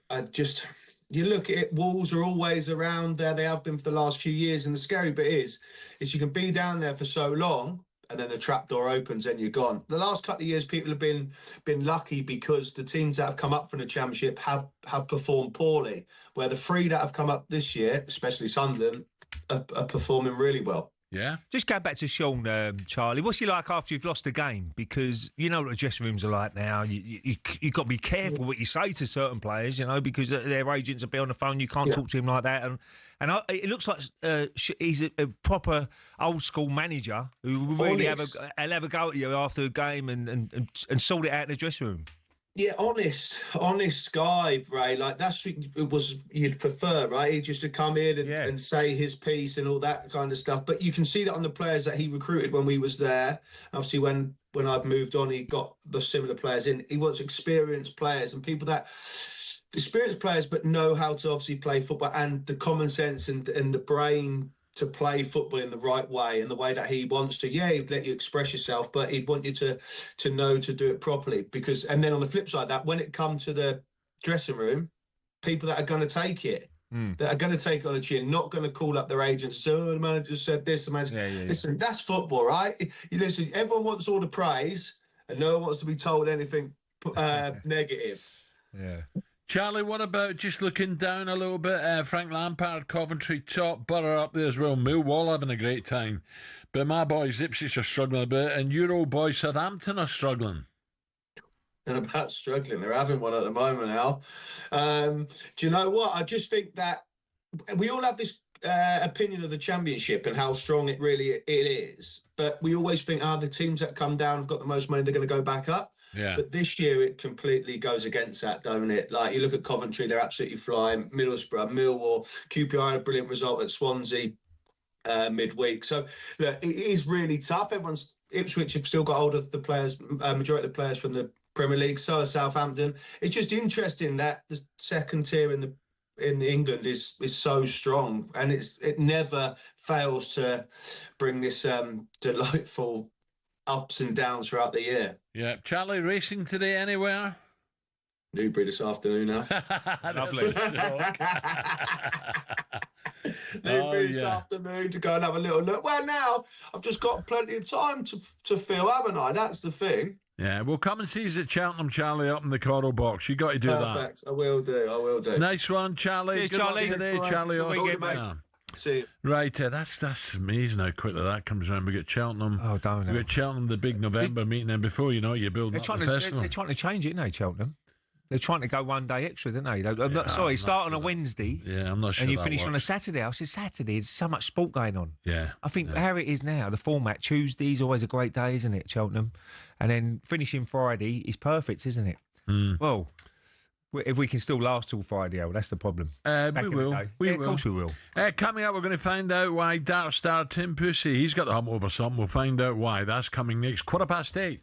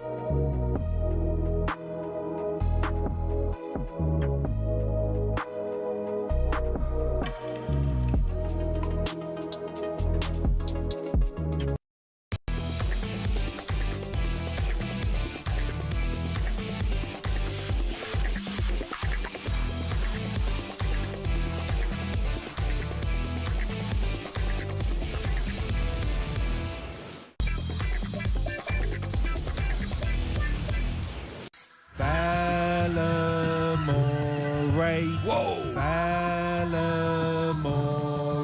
Whoa. What's the story in Ballamore? Would you like to know? Yes. What's the story in Ballamore? Where would you like to go?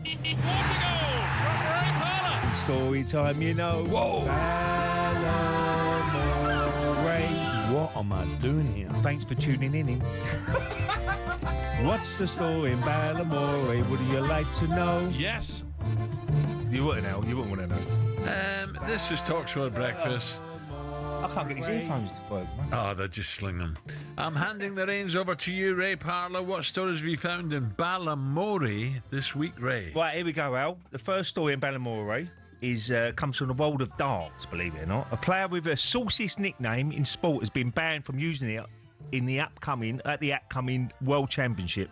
Australian player Tim Pussy has qualified for Ali Pali, but has been forced to abandon his naughty pet name, the Magnet. Early this year in Wollongong, the crowd was singing. Wollongong! Yeah, obviously you know that place very well. Oh, Pussy, we love you, Pussy, we do. They're all singing that. So, anyway, what can he? The Champion Hotel. And what can he rename his the Magnet at the moment? But he's not allowed to use that. Oh, I don't know. What do you reckon now? You get us in trouble here. Galore? Doubles galore. Yeah, trebles something galore. like that. You get us in trouble here. Spiky? Whoa. Baldy? The Brazilian. Baldy. Oh, there's a couple of other I could have said, but obviously we can't. Like what? No. So what do you reckon it should be, Al? Come on. When we see him at the Ali Pali, what is his nickname going to be? Tim Pussy. I don't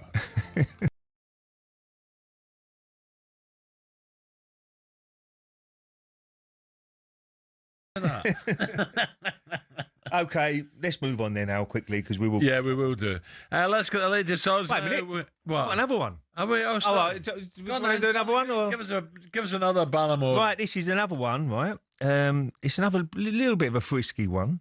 Keeping your socks on in the bedroom helps you sleep better and improves your performance underneath the sheets. Believe it or not. Oh, no. According to the papers, people who leave their socks on and have a 60% higher chance of pleasing their partner to the best of their ability. Now, all I can say to you, Alan, do you leave your socks on or off? You can't sleep with your socks on. Do you? No, you can't. Depends if you got the window open. You can't. I don't care if you get the window open. You get the duvet on. You don't need your pants on, back pants on or off. You have pants on or off? Depends. I've had a few. Is it? Oh. What do you listen to fall asleep? I don't. I read. You straight. Oh, you. I tell you what I was reading last night. I was reading Piers Morgan's book. He said, I'd read that, Alan. I read 3-4 chapters last night. I bet you it's a good book. I tell you what's interesting. I tell you who grassed him up, who stuck the knife in. Nigel Farage stuck the knife in. Did he? Yeah. When he went to see Trump. Ah, wow. Nigel dug up a load of stuff. It's quite funny. He dug up a load of stuff that Piers has said about Trump in the past. Oh, just before stitching him up. He said, "Have a read of this." And I think Nigel had met Trump 3 days before. What do you call it? Largo met him. Yeah. His family home down in Florida. And before the meeting, Piers was waiting to go through and do it. He knows all about it. And he read it. And he was raging. Was he? Piers done his homework and he worked out it was Nigel Farage. Oh, was it? Oh, no. Yeah. Anyway. So I'm really looking for... I'm going to read that up. I'll finish it by Sunday, I reckon. It's a good read. So the good news, Jill, is Alan's going to wear socks tonight. He's not. He's going to read. Let's get into sporting odds now with Coro, and he's heading down to Florida, but he's heading down to Del Mar. Simon Clare. The Coral Daily Download on talkSPORT with Coral. We're here for the fans this season. 18 plus gambleaware.org. Simon, all the visas in check, all ready for the US of A. Yeah, no, I must actually double check my but yeah, no, I'm heading down to Del Mar next week for the Breeders' Cup. Oh, brilliant. The Sunshine, California, that'll be good fun. But the weather's going to be nice. Rebels Romance is bidding for his third victory in the Breeders' Cup turf to equal Goldacova and Beholder. So that'll be the big, Can he do big it? draw. Can he do it, Simon? Oh yeah, I think he's got a great chance. He's got to beat Mini Hawk. It's a big race. That Mini Hawk came second in the Arc for Aidan O'Brien. So, Mini Hawk done nothing wrong, did she? And she's lightly raced. Oh, she's brilliant. You know, she's a top filly. She's run well. She won every race bar the Arc. Aidan O'Brien's got a good record in Breeders' Cups. He's taken a nice strong team as always. So it should be a good week. Should be a really good week. And Simon, good racing today, isn't there? There is. Just heard Charlie Austin heading down to Newbury, actually. But if I was looking mainly at Cheltenham, today's basically the return of the jumps in many ways. It's the first Cheltenham meeting. Some good horses running. Joe Tizard, our Coral ambassador, he's got a nice horse in the last race called Etna Bianco, a young horse. He's 12-1 today. I mean, a good run is all that's required. He's going to be a sort of a nice novice for the season. But I did have a quick look at Newbury, and there's a horse called Shipborn running in the Juddmonte colours, the Frankel colours. And he's a son of Frankel, and his mum is Special Duty, who actually won the 1,000 guineas when Jacqueline Quest was disqualified. I don't know if you remember that back in the day. And so basically, this Shipborn is a really blue-blooded 2-year-old, with Frankel, and a classic winner as a mum. So that's probably the star horse at Newbury today for Charlie to tune into. But yeah, it's great to have the where will you be going, Simon? Where will Steve-O be going? I'm not sure where Steve-O is. I tell you where Steve-O might be. Given Mrs. Steve-O they live up in Liverpool. It's Aintree on Sunday, and All the Glory, our Coral Racing Club horse, trained by John Joe and AJ O'Neill. I think she's going to run at Aintree on Sunday, it's a lovely card up there on, up in Liverpool. So I imagine Steve-O might be popping along there to represent the club, given it's literally on his doorstep. So I've got to ask you about tonight. Massive game for West Ham. They were so poor against Brentford on Monday night, and they go to Leeds. So how are you pricing this one? Because will there be a little bit more? I don't know if they're going to be a little bit more, because it's so difficult to play at the London Stadium at the moment with all the crowd and the big boycotting. Maybe there's a little bit less pressure on West Ham to go to Leeds.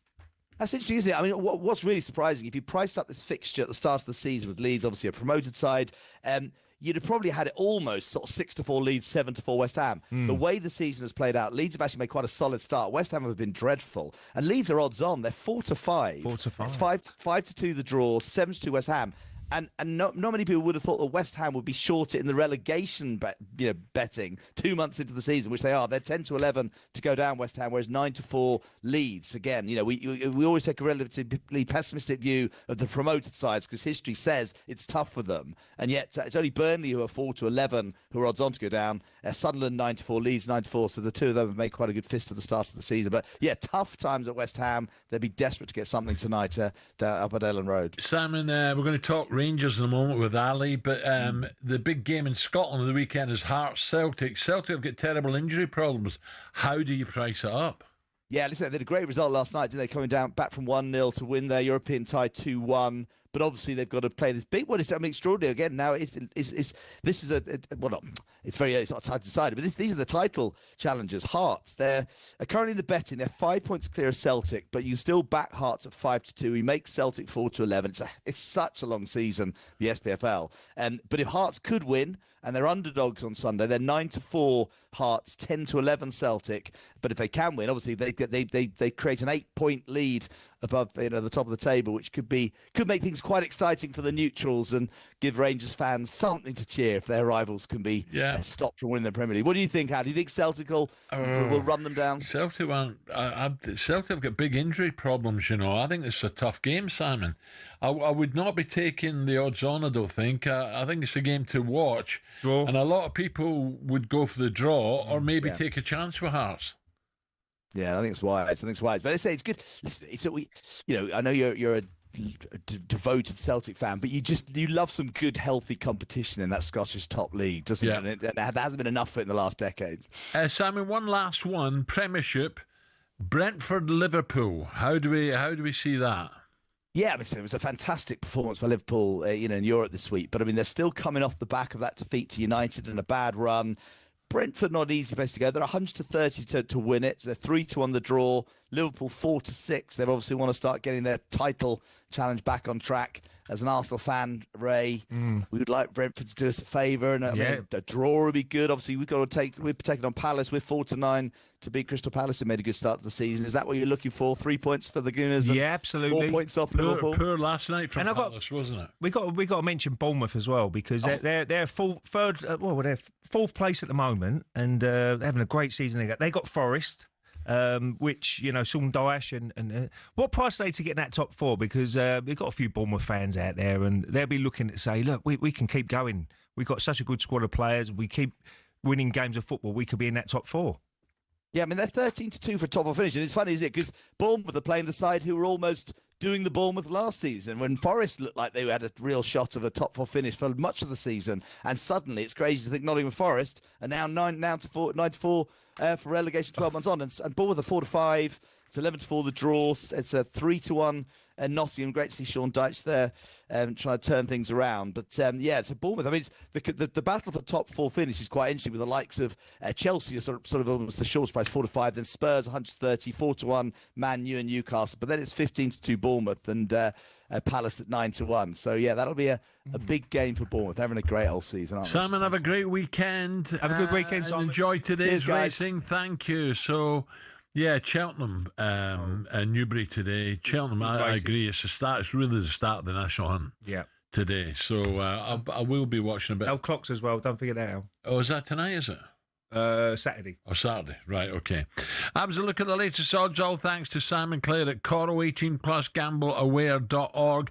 Coming up, Ali McCoy is with us after a shocker last night to Brann last night over in Norway. I promise that we won't milk it, Rangers fans. We won't. We'll hear what Halley has to say next, coming up 8:30.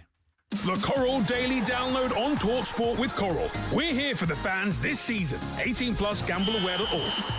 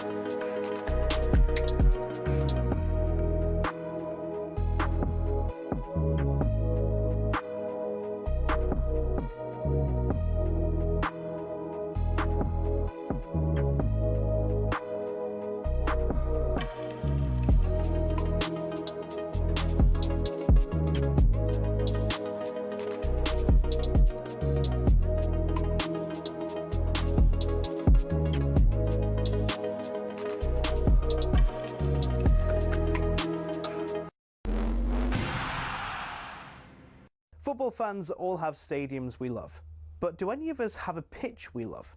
It might sound like an odd question, but pitches can be different sizes with big consequences. Why is that? And what are the actual rules behind it? Back when association football started, pitches could be 100 metres wide and 200 metres long. That's longer than Ellen Road. Not the pitch, the stadium. Anyway, UEFA wanted a standard across Europe which became 105 metres long and 68 metres wide. But some clubs have been rebels. not intentionally, but because of the stadiums. Take Highbury, for example. It was 5 metres shorter and a metre narrower, meaning away sides had a challenge just to adjust. Today, Forest Pitch at the City Ground is a big one, 2 metres wider than others. But the smallest of all? Craven Cottage, just 100 metres long and 65 metres wide. There are a couple of crazy outliers in Europe too, such as Napoli's home ground, the Stadio Diego Armando Maradona, where the pitch is a whopping 110 metres long. So UEFA have their standards, so do the FA, but they give pitches in England some wiggle room. Pitches can be anywhere between 90 and 120 metres long, between 45 and 90 metres wide. Just imagine a pitch that's 120 metres long and 45 wide. Madness. So there you have it. There is a standard size and most teams do generally follow it. But as we all know, size doesn't matter, does it?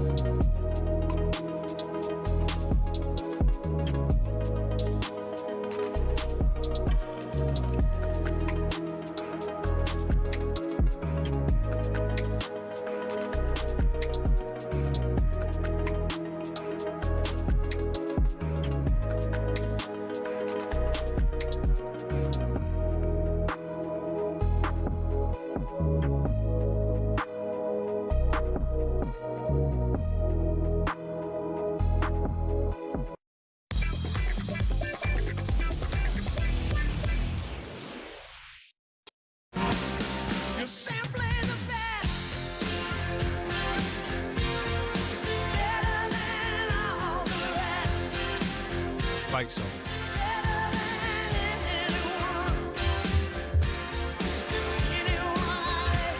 24 minutes to 9 o'clock. Not even Tina could turn things around at Ibrox at the moment, I'm afraid. This is talkSPORT Breakfast with Alan Brazil Ray Parlour, Arnold Clark. Get £750 off any used electric car or home charger. Before we welcome our very next sunburnt guest, I would like to reel off a few stats about the blue side of Glasgow. They've had more managers than league wins this season. Currently 6 in the SPL with just 1 victory in 8 games. Oh, with a minus goal difference. 3 defeats from 3 in the Europa League. They're dead last in the table. The fans confronted the board at the airport, I believe. And last night they lost to a team called Bran, who aren't exactly serial winners. The atmosphere is certainly getting frosty at Ibrox after they got torn to shreddies in Europe. So will things get better now? They've said cheerios to Russell Martin. Let's welcome to the show Mr. Snap, Crackle and Pop himself, Ali. Morning, Alistair. Morning, Ali. I've got to say to you, lads, you've made things a bit frosty over here. Ali, God, I'd listen. I watched Celtic and Rangers last night. And I couldn't believe it. Bran, they look like European champions at stages. Alan, the 3 teams that Rangers have played, in the grand scheme of things, are bang average. That's the first thing you've got to say. Yeah. But I mean, I'll be brutally honest with you, mate. That last night was probably as depressed as I've been through during this whole kind of debacle. Because I actually feel for the manager. I don't know what he's going to do, Alan Ray, because he might improve them in terms of a little bit of organisation, set plays and things like that. You can always do bits and pieces. But I do not think there is anywhere near the level and improvement in that team that will be required to get them up, even get them up the league domestically, to tell you the gospel truth, lads. Yeah. They're just absolutely miles off it. They're getting out fought, they're getting outrun, they're getting out muscled. I mean, it's actually very sad to watch. It really is, lads. Ali, at times, especially in midfield, they had a game plan, Brands, but they had bodies around the ball. They had always options in the ball, and they had like 3 and 4 in midfield. They were compact, whereas Rangers were all over the shop. Yeah, Alan, there's no doubt about it. You just look at the goals that were conceded. You know what I mean? The goals were were in many ways synonymous of a Rangers situation at this moment in time. They were kind of laughable, the goals they lost. I mean, one of the stats you failed to mention, have a listen to this, boys. They haven't kept a clean sheet away from home in 24 games. Right, I mean, amazing. that's actually difficult to achieve that. I mean, that's unbelievable. And then you look at the team. The team's actually gone back. They weren't great last year, and they've gone back the way after spending this part of 25 million or whatever it is. It's really concerning. I keep going on about the recruitment, boys. The recruitment has been absolutely hopeless. It's been hopeless. You know, you can sit here and name individuals, but you know, it's probably not worth doing that. But I mean, you look at collectively recruitment in the past many years has been shocking, to tell you the truth. And I'm looking at the boys that left in the summer. You've got rid of Dessers, who wasn't everybody's cup of tea, but he scores over 20 goals. You've got rid of Czerny, Igamani scores 2 last night for Lille. You've lost, I reckon, the best part of 64, 65 goals out your team, and you've absolutely not replaced them. You brought a big young lad in there who, God help him, I genuinely hope he goes on to score 100 goals for the Rangers, but he just looks miles off at the big lad. I really do. It's a shame for him actually watching it. And you've spent, I don't know, he's paid, I think he played 300 minutes at Everton in 2 years, and you pay 8.5, 9 million for him. Holy moly, guacamole. I mean, that's remarkable. So I've got to ask him now about commitment, Ali, and all that sort of stuff. I mean, you know, second balls, you win. You got the captain doing a statement after the game saying, "Look, it's terrible what we've just played, how we played, and the commitment and that sort of stuff." Have they got enough characters in the dressing room? Because you, in your era, when you was playing for Rangers, if people weren't doing their jobs or weren't going for a brick wall for Rangers, then they get told in the dressing room. I don't know if they got those sort of characters in the dressing room. I don't know. Ray, do you know that it's really difficult to commentate in the games, boys. It is, you know, I know we all have a laugh, and it is, we've got to keep a sense of humour, but it's difficult to commentate in the games because you've got to be brutally honest. And the fact of the matter is, Ray, see what you've said there, you're 100% right. I'm watching Rangers just now, and it looks like a group of wee boys, mate. I mean, and that's a terrible thing to say. It looks like a group of wee boys that are kind of lost, you know, with no real direction, no real level of commitment to match the opposition. And you're right, the one thing that particularly the travelling fans deserve is a level of commitment. You know, to go and run and play. You know what it's like to play for the Jersey out, to run about and show commitment, a level of commitment and desire. And they're not even getting that to any great degree. So, as I say, it's really worrying because I've actually, in the very, very short period that the manager's been here, I think he sounds really well, Ray. Alan, I think he's conducted himself well. I think he sounds good in his interviews. Yeah. But I tell you, mate, I feel for him. I really, really feel for him. Ali, I don't know what he's going to do. I was just thinking last night, and serious, you know, I'm not joking. I watched Celtic, and I wasn't impressed with Celtic either. Yeah, to come back, fine, but I thought Sturm Graz were pants. I thought they're one of the worst European sides I've seen come to Parkhead in recent times. And I don't want to take anything away from Celtic because it could have been more than 2 in the end. But I thought of Aberdeen, I thought of Rangers, I thought of Celtic, I thought of Scotland, right? We won our last 2 games, I don't know how, but we have. And I just thought, especially with the clubs, I thought, is it time to chuck the kids in now rather than getting second-rate European players? I've written it down. I knew I was coming on, and it's the one thing I was going to move on to. Back in the day, you were talking about players coming in, top players coming to Rangers and Celtic, and Aberdeen and players like that. Whether it was Laudrup, DeCanio, Larson, you know, up at Aberdeen, there's some brilliant, Hans Hielhaus, some terrific players, brilliant. But we are absolutely riddling our teams with bang average foreign players. And it's not doing us any good at all. You're right. The fact of the matter is, getting back to the original point, the Rangers fans would rather see 11 of their own out there, young boys, giving it their best shot than what they're seeing at the moment, because the team's full of inadequate, bang average players from all over Europe, from all over the world, effectively. And it's not good enough, so there has to be a rethink. And you're right to bring the national team into it. The only thing was, the national team, got 2 good results, but the level of performance was poor. But getting back to the European sides, Alan, I mean, Rangers shocking in Europe. Aberdeen getting done 6 last night. Unbelievable. Celtic playing that team for the Champions League. By the way, Ali, I don't know if you've seen the game.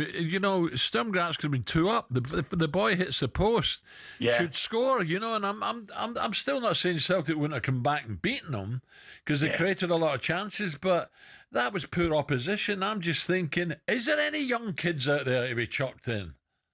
No, I made a point of looking at the sides last night, and yours coming on this morning, and the boy Mikey Moore come on, and something, he'll be a good player. There's no doubt about it. He will be a good player, but I don't think he's just ready for that at this moment in time.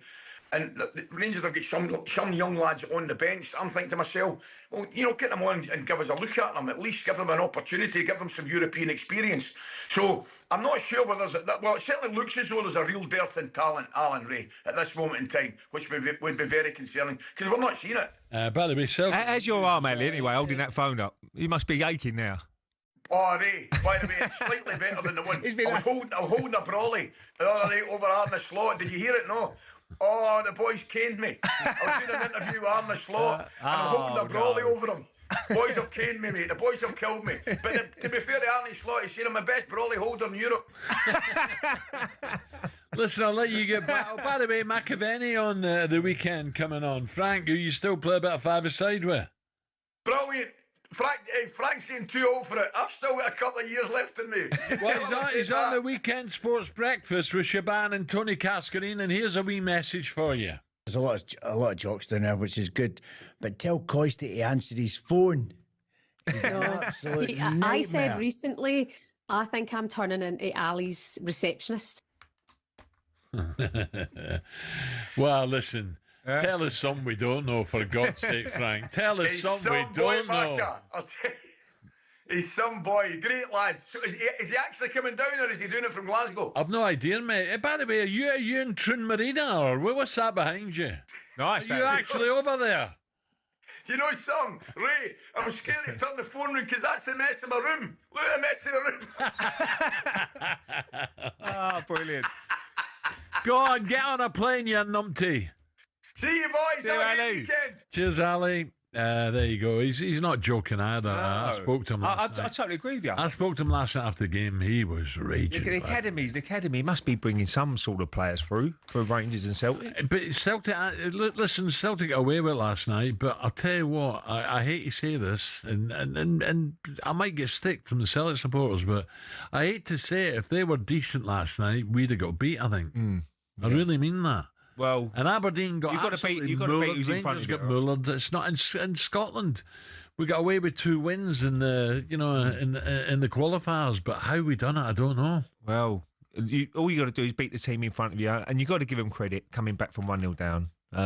It showed a little bit of, especially losing to the weekend, weren't they? They lost to Dundee, didn't they? Dundee, was it? 2-0. 2-0. So yeah, and they got to bounce back with injuries as well. So that's Celtic are odds-on favourites. That should be the game to watch the weekend. It will be. Right, here we go. Coming up 8:47. Superstar Breakfast preview on talkSPORT with Benchmarks Kitchens and Joinery. Get trade prices on kitchens to suit all styles and budgets at Benchmarks. And it just don't matter now, 'cause little by little, gave you everything you ever dreamed of. Little by little, the wheels of your life. Yeah, things get worse as well. Still to come, the breakfast. We have Ray's favourite time of the week, and I'm told Gabby has blown it for you. You are behind, pal. You're behind. I can't believe it. I had a good lead. I've been off for a week. I've done it for a week, and look at me now. I'm behind. We'll have Ray's favourite time of the week. We're joined by Little Sam for Curse of the Commentator. Up next, though, could United really win 3 games in a row? We'll ask the former skipper Stevie Bruce on talkSPORT. That was a look ahead with Travis Perkins. Superstar Breakfast preview on talkSPORT with Travis Perkins. With 250 hire branches nationwide, it's easy to hire at Travis Perkins.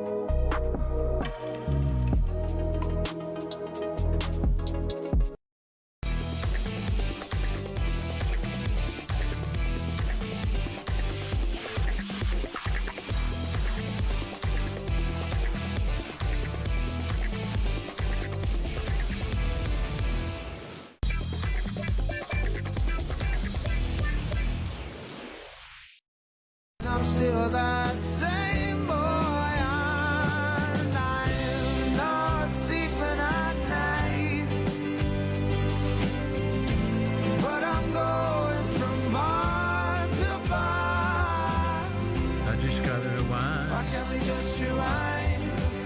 I just got to rewind. Why can't we just Parlour, do you know what? I'm talking about that. I can't sleep at night. I can't sleep at night. Like yesterday, I slept in the Tossing and afternoon. turning.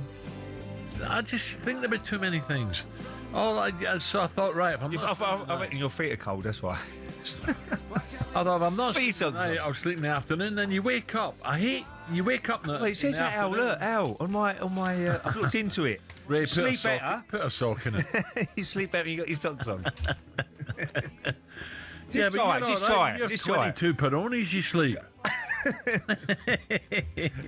Yeah, might do tonight. No, I'm serious. I don't know. Toss and turn. A little piddle in the night. I think it's the weather changing. How many times you go a little... Once. Yeah, good. Once.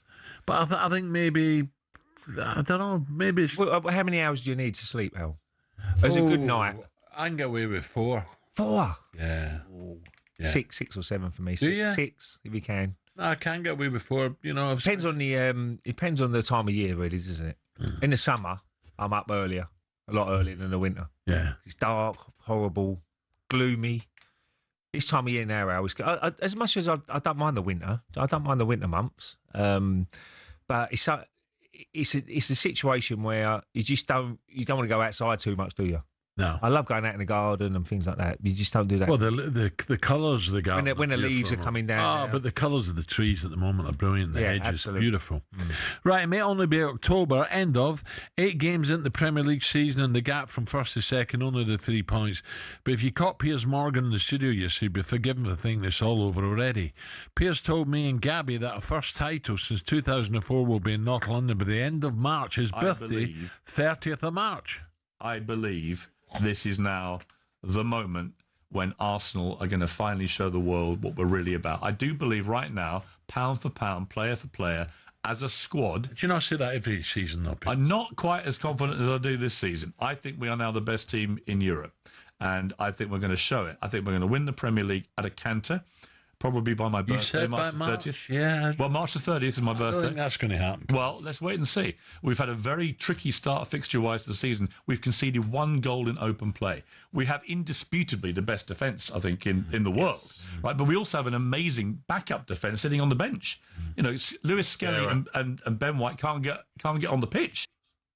He was in good form yesterday, Piers. Yeah, it's good. It's good to hear. I'm sure he's very optimistic about Arsenal. Well, look, I certainly believe the squad they've got is the best they've had for a long time, because you can get players injured and have players out, and you could get away with it now. I mean, they've got so many options. Odegaard, no one's mentioned Odegaard, and he's been out for a few weeks now. Yeah, I like Odegaard. You've got Eze, a midfielder. You've got Eze can play at number 10. Waineri can come in and play at number 10. You've got, Zuba Mendy's been a great signing. Havertz to come back. Declan's got Tell that me, box to box. He was... Martinelli's picked his game up. Piers told me he bumped into Mikel up in town for lunch. Oh, that's right, at dinner, yeah. And he said... I think Gyökeres is going to come really good before he got the 2 goals. Don't get me wrong, they weren't 2 great goals. No, They it were doesn't 2 matter. goals. Yeah. And that takes the pressure off the young man who works his socks off. He did work his socks off as But well. I will say, Ray, and I hope he proves me wrong, because the Arsenal fans really love his work rate and his endeavour. They do. Will he, in the big games, Ray, will he be a Haaland? Will he be an Isak? Yeah. Will he Well, that's what he's got to be. Ekitike, will he exactly win games for the Arsenal to win it and be champions of Europe? They're going to have to rely on him taking half chances. Yeah, absolutely. It's all about confidence, Al. It's all about belief, learning about your players you're playing with. He's working hard enough. He's working hard. Has he got the and class? that is the big question really now. Will he go on? I mean, I remember Thierry turning up at Arsenal, didn't score for 7 games, but he become a world-class player. You know, and it was only practice in training. You're playing with players every day. You know exactly what sort of movements they're going to make, when to make your run, and that's the intelligent players will do, and that's what he's got to learn of his teammates.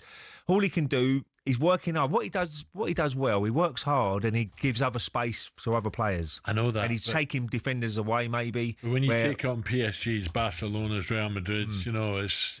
But you know what I'd like to see him do, Ray?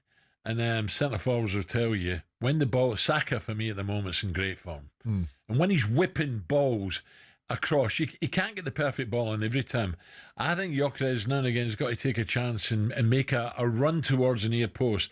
So if the ball is not hit perfectly, he can still get a flick on or leave a little gap that he comes out of to make that run for someone else like Declan to come into. I think he's got to get that in his game rather than just hang around the penalty. I think it's a little bit harder now for forwards to make their runs. It's not like the old days, Al, when you got wingers, out-and-out wingers. You know, you got a right winger who drops his shoulder, goes past the left, and you know where the ball's going in, and you make your run. Now, Saka's doing that more the last few games I've been watching him. Saka will a lot of the time come back on his left foot, and then you can make your run, because we'll whip it in an in-swinger.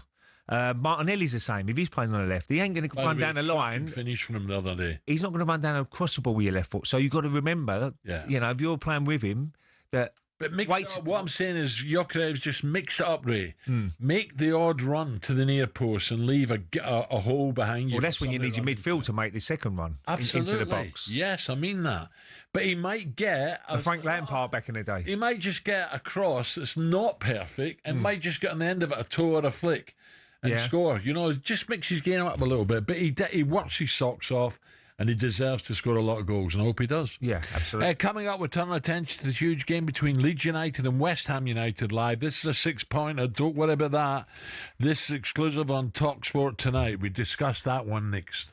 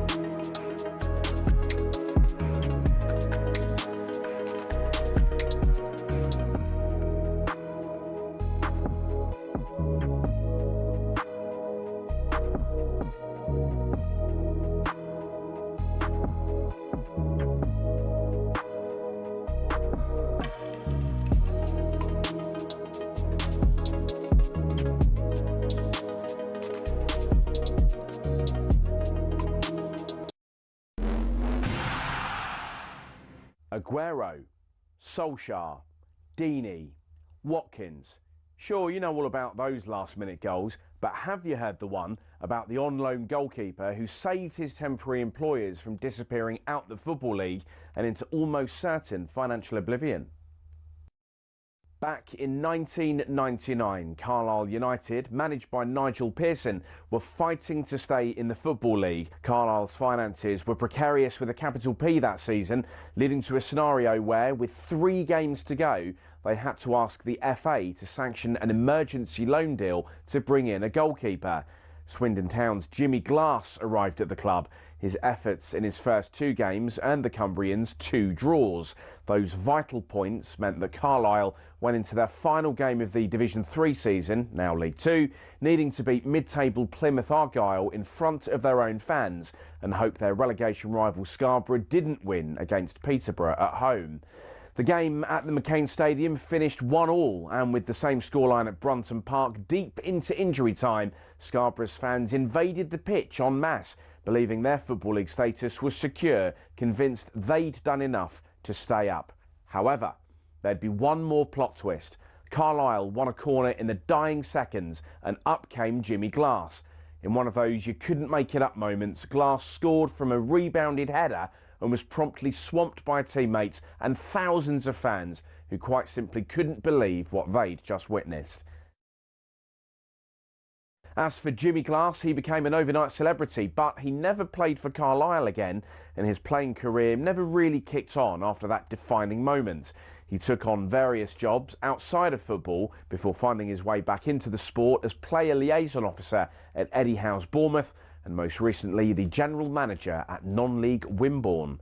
Not the fairy tale ending to one of the most Hollywood moments in football, but the name Jimmy Glass will live on forever as the scorer of that goal, arguably the most important in any club's history.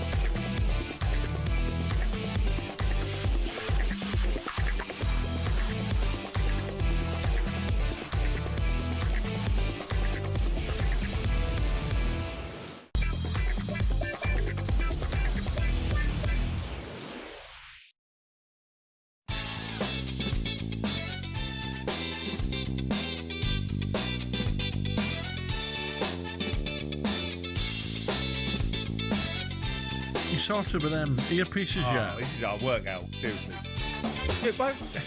How do you get them? Because I don't wear them. They're useless. They tug on, pull on you. I'd rather wear what you're wearing. Well, do that then. Where are they? We're a radio programme. We're not a television company, are we? Well, if I had a set, I would wear them, but I haven't got no set. Well, go and buy a set. That's what I do. You didn't buy them. I bought these. Yeah. Yeah, all right. Yeah. talkSPORT Breakfast, 6 minutes after 9 with Arnold Clark. Get the UK's best used car deals guaranteed. Ray Parlour. We're live on CTV and YouTube. Oh, all right, yes, all right. I know we bloody are. Now, the weekend is here, and that can only mean one thing. Friday night football is back, and it's live on talkSPORT. I think we have a cracker here. Leeds United against West Ham United is live tonight from 7 p.m. in an absolute huge game at the bottom of the table. Bring it on. Leeds have enjoyed a solid start to the season after promotion, 8 points from 8 games. West Ham, on the other hand, have been dreadful. I'm sorry. Just 4 points and sit 19th in the table. The last win came back on August 31st against Nuno's Forest, who is now West Ham's manager, of course. In his pre-match press conference, Ham's manager Nuno was asked if he has the impossible job. Is it impossible at West Ham? It's totally possible. Totally possible. Totally possible as long as we realize what are our main. First, detect which problems you are, then address them, improve on them, but more than anything, togetherness, unity, create a bond, that being able to be strong enough as individuals and then transform that. And it starts on Friday. So the frustration that we had when the game against Brentford finished, we must transform this frustration in commitment and motivation so we can play better. Do you know what? Is this, would they take a point, or is this a must-win West for Ham? the Ham? No, I think they'll take a point now at this stage, yeah. Just to get that little bit of confidence back. We all know Ellen Road is a really, really tough place to go and play. Especially under the lights. Friday night, they'll be rocking at Ellen Road tonight, so it won't be difficult. But West Ham, as you mentioned, they take a big support down there. They'll get behind the team. And maybe they feel a little bit less pressure, maybe, away from home, because we all know about the boycott of West Ham the other day. The people didn't turn up, and sometimes that's not good to see if you're playing. But it'll certainly be packed tonight. And Leeds would probably be expected to win, but that might play into West Ham's favour. Who knows? Yeah. Okay, so we've heard the West Ham side of it. This is for you, Big Nige. We've heard the West Ham side of things, so let's get a bit of Leeds United now.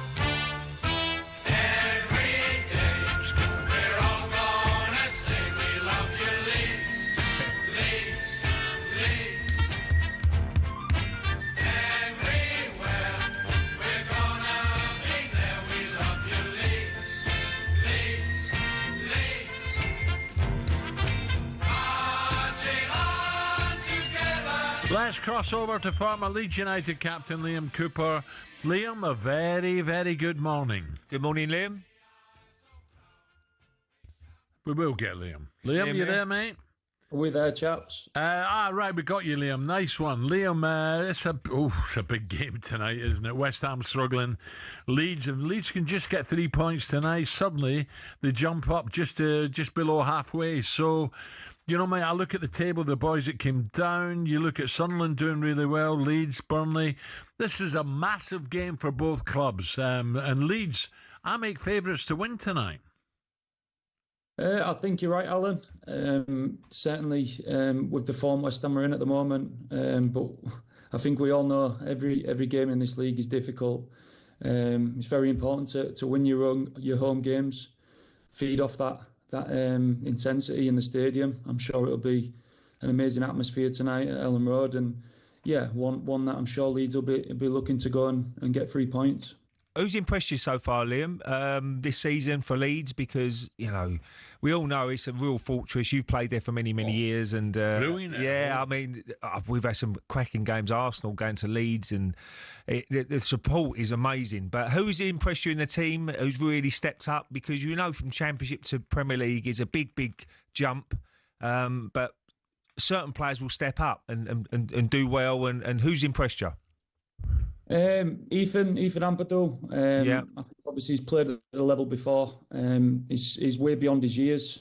Such an experienced player at a young age. I think he's stepped into the captaincy role unbelievably. The lad Stack they brought from Germany. He's really impressed me. And I think Dom Calvert-Lewin's been good up front. I said to a lot of people when obviously Leeds signed Calvert-Lewin, if they can keep him fit and keep him going, is a problem. And hopefully they can keep them players fit and start turning these performances like at Burnley on the weekend. If they can turn those into wins, I think we'll be absolutely fine. Liam, do you think the squad's big enough? We talk about Ray's Arsenal. They've got 2 players for every position. Of course, Leeds don't have the finances of Arsenal, but if Leeds get 1 or 2 key injuries to some of the players you spoke about, have they got replacements coming in? Are they well equipped to go the whole season? Look, I think any injuries to your starting 11 is always going to be felt. Definitely more so with the teams that have come up who have probably got less financial strain and stuff like that. So, it'd be difficult, but like anything, it's an opportunity for somebody to go and prove themselves. And I'm sure there's another 5, 10, 15 players in that squad ready to step in when needed. Yeah, I think it's really good as well, Liam, that the three that come up are really competing.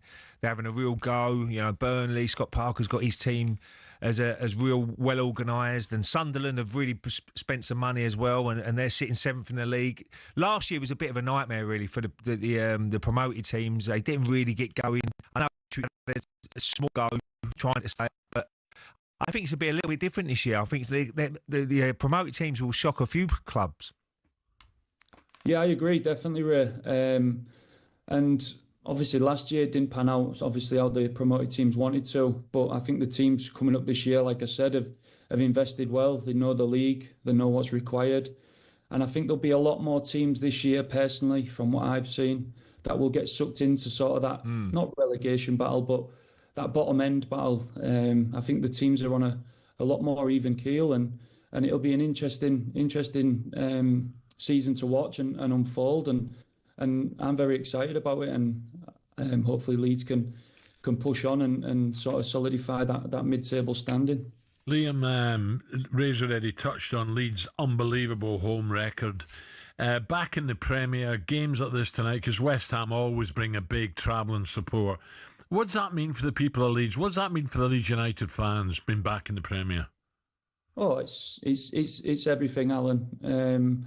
I think the connection us boys had when we managed to get back to the Premier League, and you feel that now in the city already, the connection to the fans, it means everything. I know you've both been there on a night game under the lights, and there's nothing quite like it. There's a lot to be said about the older stadiums with that heritage, and they create a lot of noise, and the team's got to feed off that, especially with the situation obviously West Ham are in at the moment. We all know confidence will be at a low, and it's up to the boys to go and play on that and put it on them from the very first minutes, and just let them know that it's not going to be easy and they're in for a game. Liam, just a quick one on Scotland. Rangers or Celtic, Liam? We managed to get two good results for Scotland in the qualifiers. I don't know how, but we did. But last night, Aberdeen, Rangers and Celtic struggled as well. But we're struggling at the moment up north of the border. Yeah, it's been a difficult start to the season for Rangers and Celtic, of course. Hearts are flying at the moment. But I'm sure that, as it usually does, the season will work out itself. Obviously, Danny Rowe's just gone in, an experienced manager in the Championship, and hopefully he can turn them round, start getting some results, and I'm sure the 49ers will get everything under order, and Rangers can start picking up some points. Are you beginning to worry me here, Liam? You're talking a little bit too much about Rangers for my liking, by the way. No, that's my team. That's my team.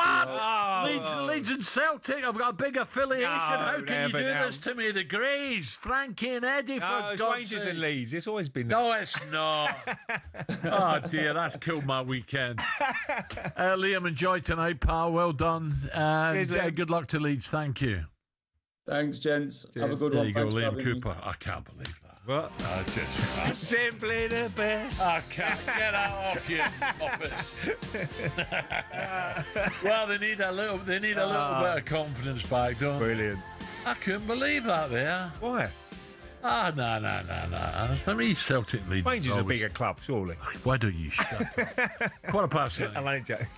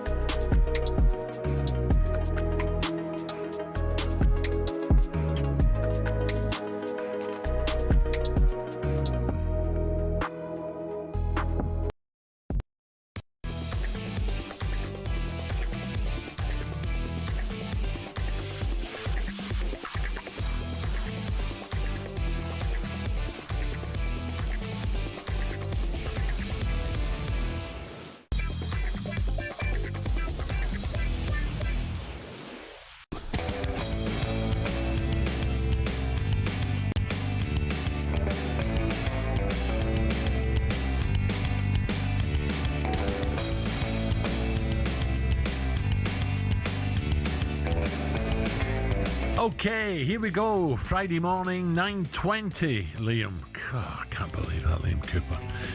Saying that, Leeds United, they did. Big Gordon was a massive Rangers supporter. Yeah. There's Peter Lorimer, people like that. I think there was, there was a few.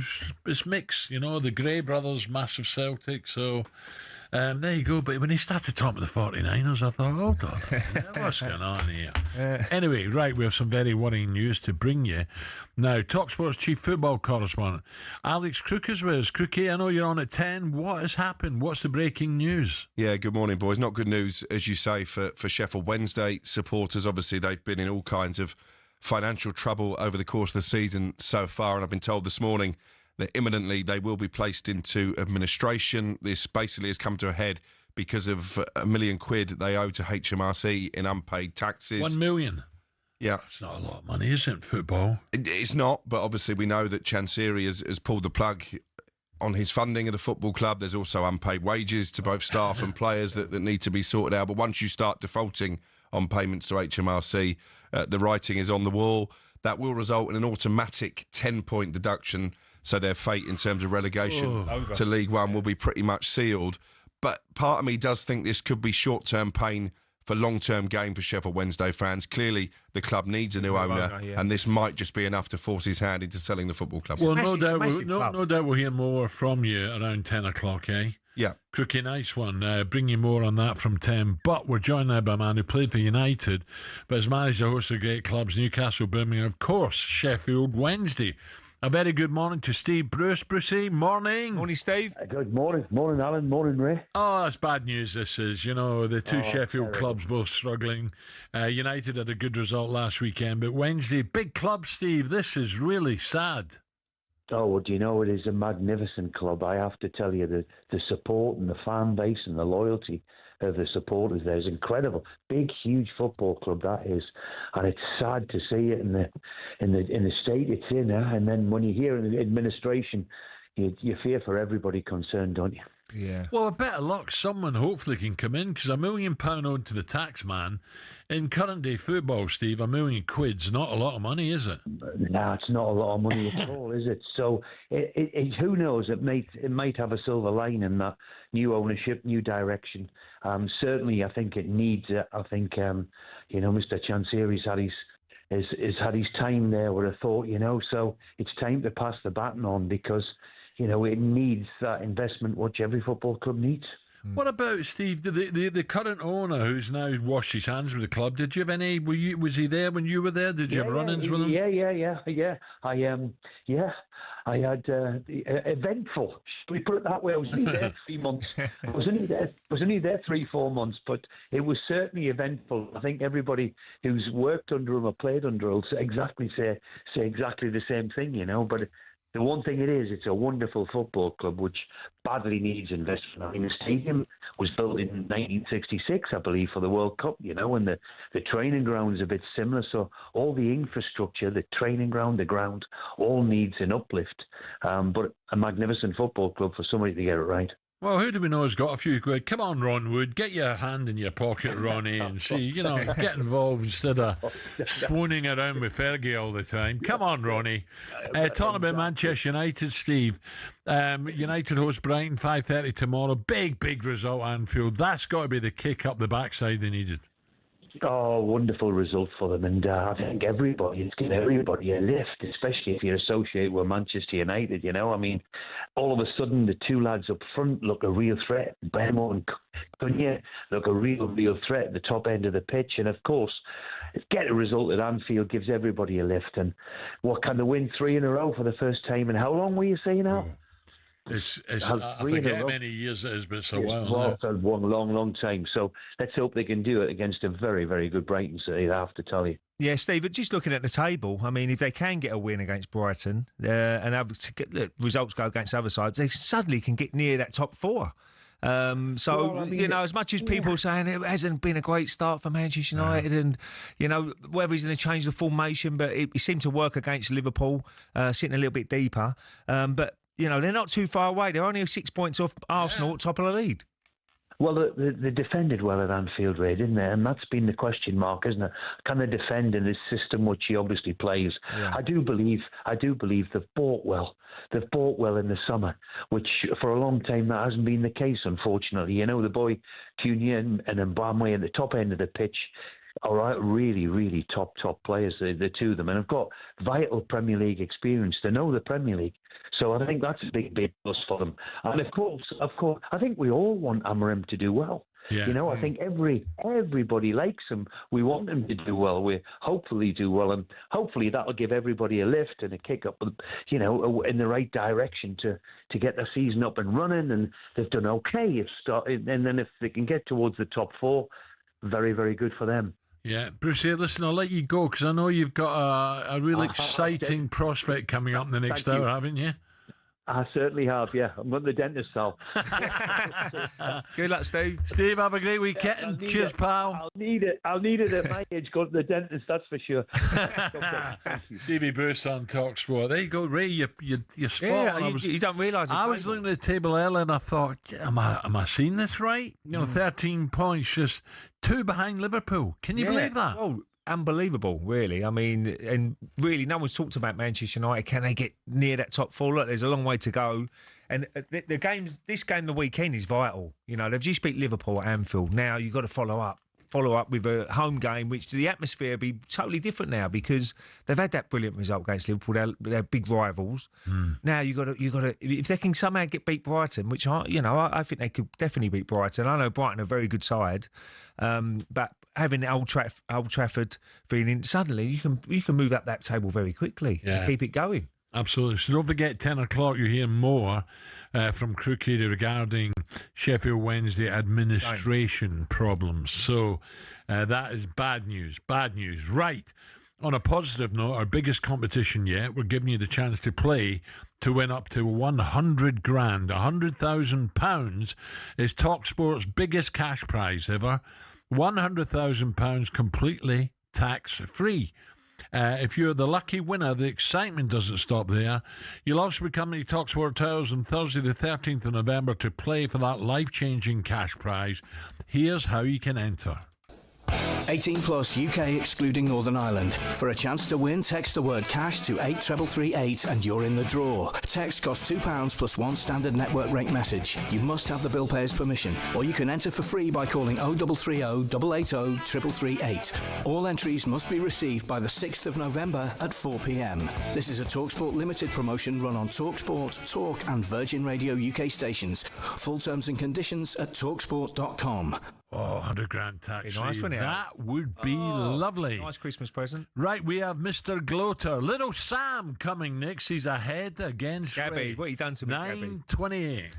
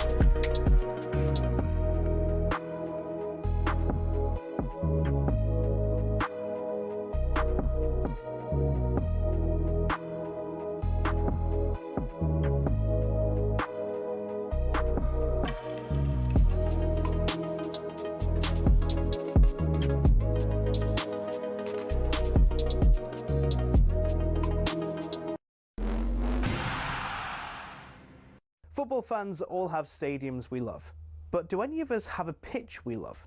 It might sound like an odd question, but pitches can be different sizes with big consequences. Why is that? And what are the actual rules behind it? Back when association football started, pitches could be 100 metres wide and 200 metres long. That's longer than Ellen Road. Not the pitch, the stadium. Anyway, UEFA wanted a standard across Europe which became 105 metres long and 68 metres wide. But some clubs had been rebels, not intentionally but because of the stadiums. Take Highbury for example. It was 5 metres shorter and a metre narrower, meaning away sides had a challenge just to adjust. Today, Forest Pitch at the City Ground is a big one, 2 metres wider than others. But the smallest of all? Craven Cottage, just 100 metres long and 65 metres wide. There are a couple of crazy outliers in Europe too, such as Napoli's home ground, the Stadio Diego Armando Maradona, where the pitch is a whopping 110 metres long. So UEFA have their standards, so do the FA, but they give pitches in England some wiggle room. Pitches can be anywhere between 90 and 120 metres long, between 45 and 90 metres wide. Just imagine a pitch that's 120 metres long and 45 wide. Madness. So there you have it. There is a standard size and most teams do generally follow it. But as we all know, size doesn't matter, does it?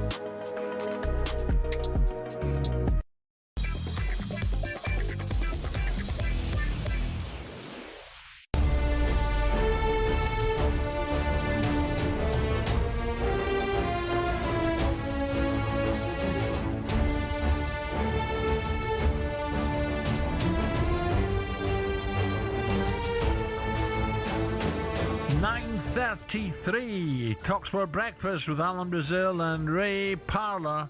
And Arnold Clark gets £750 off any used electric car or home charger. Right, it's time to give this man a mention. So I'm just doing an impression of you coming up the stairs.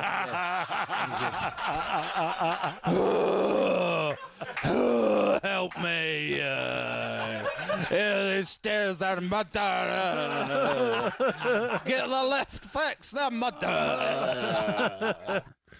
I don't think you get up the stairs now, would you? Oh, no, you of course, yeah, I can would. now. England rugby legend Joe Marler there, taking the mick out of Ali McCoist at Goodwood. Sorry. But is he all over the papers today? Yes, he is. As he's starring in Celebrity Traitors right now, which is averaging over 10 million viewers. And last night, he had absolute Barney with Jonathan Ross. Joe is faithful on the show, not a traitor. He's a faithful man.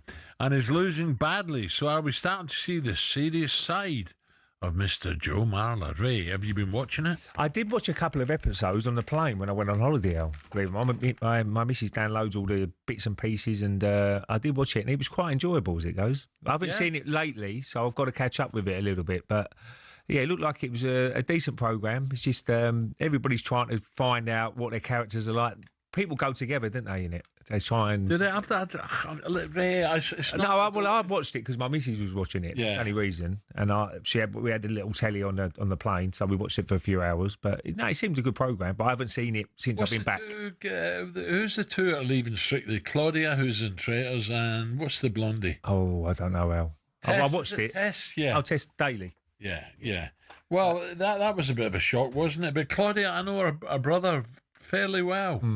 He's I used to see him over in Monaco quite a bit. Oh, she's married nice to Vernon. Nice guy. Vernon Kay. Yeah.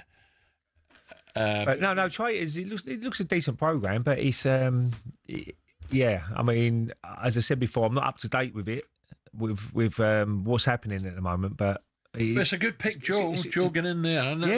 He's done well. He's done well. Jonathan Ross is in there. I like Joe. Yeah. It's good company. I can imagine he's great for a dressing room. You know, having a laugh after football or after rugby. go down the pub, have a few beers with me, he'd be a laugh, wouldn't he? Yeah. And that's the sort of characters you need in dressing rooms, and I'm sure he's top guy in there. Yeah. Delalu told me he's a traitor, though. So Did he? He should win then. I'm only kidding. Right, after a busy week of European football, the Premier League is back, and that can only mean one thing: the return of game day. Ball into the penalty area. There's 2 balls on the pitch as the ball goes in towards the far post. Saved by the goalkeeper, comes back, and it's popped in by Okafor. Slammed into the net by Matthias Jensen. It's 2-0. And rudderless and weak West Ham United have got just what they've deserved. This West Ham side is so bad, they could get relegated. We must transform this frustration in commitment and motivation so we can play better. Oh, what a finish to this game. It's Liverpool 1, Manchester United 2, and it's Harry Maguire. The best I can do is to tell them to forget this game. This is in the past. Enjoy today, but tomorrow let's focus on Brighton. Keith Andrews, well, he is settling in nicely to that bus stop in Hounslow. It's not so much about proving people wrong, it's more grasping the opportunity I've been given. Manchester United have inflicted a 4th successive defeat on the champions. So many things go against us at the moment. Yeah, then it's up to us to fight ourselves out of that. And he has bounced in the studio for a change. He is flying. And it just don't matter now. Little by little, gave you everything you ever dreamed. How are you, Sam? I'm absolutely loving life at the moment, Alan. Yeah? Yeah, sitting there, got a little cigar out, you know. Busy as well. Top of the table. Have you teamed up with Gabby just to beat me? I don't know. Gabby was teamed up with Gabby. By the way, Gabby was texting me all weekend. I got this goal score, I got this goal score. I went, mate, same points, level. I'm still 3 points clear. Gabby's he's beginning to pair up with champions now. You know, little Sam, Sam and Jordan on the paddle. Yeah. Oh, is he? Gabby's realised he's not good enough in his own. He has to team up now. You better not play golf then, Gabby. The games are going to be previewing this morning are Leeds United against West Ham. That's 8 o'clock tonight, of course, talkSPORT exclusive. Tomorrow we're Brentford against Liverpool, talkSPORT exclusive, 8 o'clock. And then the big one Sunday, London Derby, 2 o'clock, Arsenal versus Palace. To preview those games, we're putting Party Parlour against talkSPORT's chief football commentator who's hit the front, Sam Maraface, as we play our weekly predictor game, Curse of the Commentator. Right, so very good morning to Sam and Ray. A quick reminder of the rules. Sam and Ray both have... No, we're not doing the music. Oh, right, okay. We both have... I was waiting for the music. No, we've done little by little. We have 20 seconds to discuss each of the games that are across the talkSPORT network this weekend. All you need to do, give us the result and score of each match, 1 goal scorer for each game, and finally why you predict that outcome. At 1 point each correct guess, you will get 1 point for correct result, 3 points for correct score, and a 1 bonus point for naming a goal scorer. Sam, you have actually a 3-point lead. I never thought I'd say this over Ray, with the score standing at 26-23. I was 7 up before last week, though. First up, well done, Gab. Leeds take on West Ham tonight, live and exclusive on talkSPORT. Sam.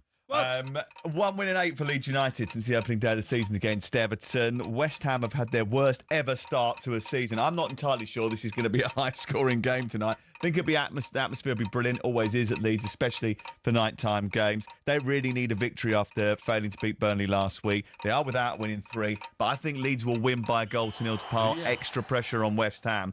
And Dominic Calvert-Lewin might get the breakthrough. By the way, their home record is amazing, Leeds, isn't it, Ellen Road? It was last season, yes. This season it's been a little stickier. Obviously, they were beaten in the last game there against Tottenham Hotspur. Yeah, but before that they went for a year without losing a league game. Yeah, Ray, amazing. 20 seconds starting now. Well, that was awful on Monday night. You're West Ham. They can't get no worse than that. That might be the game where it gives them a kick up the backside, if I'm being honest. And they have to liven up a little bit. If they play like that, they're going to get hammered against Leeds. But I can see maybe a little bit less pressure going away from home. All the Leeds fans will really expect to beat West Ham now after that performance. But I'm going to sit on the fence and go 1-1. I think West Ham might nick a point. Yeah. So I'm going to go 1-1. That's only because you're getting in the pub later on. Full of West Ham. No. I think 1-1. Goal scorer. Well, he's going to be their main man. I'm trying to think of other Leeds because Leeds could win quite comfortably. Let's go. Who's another good Leeds player to score, just in case they win? Is he fit? Aronson. Is it Aronson? Against his old team. Aronson on the right. Aronson, yeah, my player's number 10, yeah, just behind. Aronson. I'll go Aronson. Okay, right. Ray, I'll let you go next one. I've got to give you the next Arsenal one? game, haven't you? Arsenal against Palace. I thought you were Sunday. going to go Bowen, by the way. Yeah, I nearly went Bowen. Should have done. You forgot all about that, didn't you? No, You've I had didn't it, forget about Bowen. You've had a West. But if West Ham played like they did against the other day, they could win 3-0 Leeds, and that's why I went with a Leeds goal. Come on then, okay. Arsenal Palace, London derby. You'll be there. Yeah, well, no one see Palace losing last night, but they did rest a few players. They did change the team around, and Palace have been brilliant in the league. Always make it difficult. Mateta's always a danger. Be an interesting battle with Saliba and Gabriel at the back with Mateta because he's something different. But Arsenal, it's a good pair up that. Yeah, Arsenal banging form, played well second half, especially the goals they scored against Atletico in the week. I can't see past Arsenal, especially being at the Emirates. The place is buzzing at the moment. I'll be over there myself, so I'm going to go 2-0 Arsenal. Because the defence has been immense so far. And the goal scorer, well, Martinelli's now picked up, but he always going to get an opportunity. I'm going to go Saka. Saka. Yep. Okay, Sam, your 20 seconds starts now. Keep it simple. Arsenal never concede a goal. Arsenal 1, Palace 0. I went for Saka, but obviously I can't do that now, so I'll go for Gyökeres. Yeah. He's been rested for this game. Is he? Let's find out. He's on the bench. So 1-0 Gyökeres. Palace missed. I was at Palace last night, and they missed chances after chances. Oh, they played all right, did they? I just saw the result. I didn't see. They dominated. They dominated the ball. They had all of it. They gave away the goal. The goal was a cheap giveaway. They rested a few players as well, didn't they? Well, not many. No, just two or three. They get it's the two midfield boys. They played Will young Hughes kid at right back. Will Hughes and Lerma played instead of Wharton and Kamada. Kamada came on. So did Wharton. Second half they were much better, but they just didn't test the goalkeeper enough. And it was a bit of a. I think it was a disappointing result. That was about 1-9 on to win as well. Yeah. Well, our final game here is Brentford against Liverpool, and this for me is a game where Liverpool might just have to roll the sleeves up a little bit here. But can they get a result? Ray, you've 20 seconds starting now. Well, I was very impressed with Brentford at West Ham.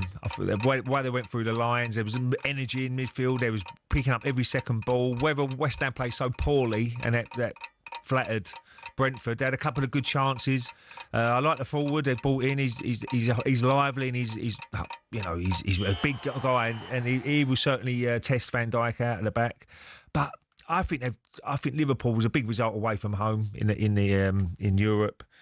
I think they've had that little bit of a blip, but this is a big game for them. I'm going to go Liverpool to nick it, 2-1. 2-1. Okay, and scores? The big guy? Isak. I'm going to go Isak. I'm going to go Isak. He's injured though, isn't he?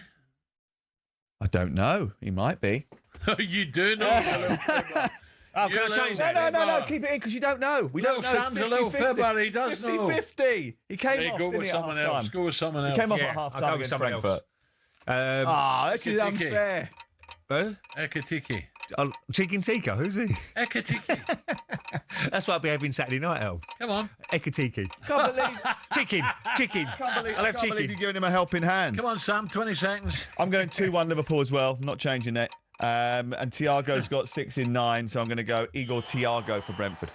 Thiago for Brentford. Yeah, that's what I meant, Al. Sam, before you go to prepare for your show, I know you don't do it a lot, but what about the news coming through Sheffield Wednesday? Bad news. Seriously. I mean, listen, we actually discussed it outside. Might be short-term pain for long-term gain in the fact that it actually gets rid of Chancellor eventually, which would be helpful. Not a lot of the tax, man, is it? I know, but the worst what else is there? 10 points deduction. You go into. People have not been paid, haven't they? No, but you don't want to go into League One. So like the whole process is an absolute mess anyway. He's run that club into the ground. It's an absolute disgrace what's happened to Sheffield Wednesday. You know, we've got a football regulator now, and they've got to sort that out. Yeah.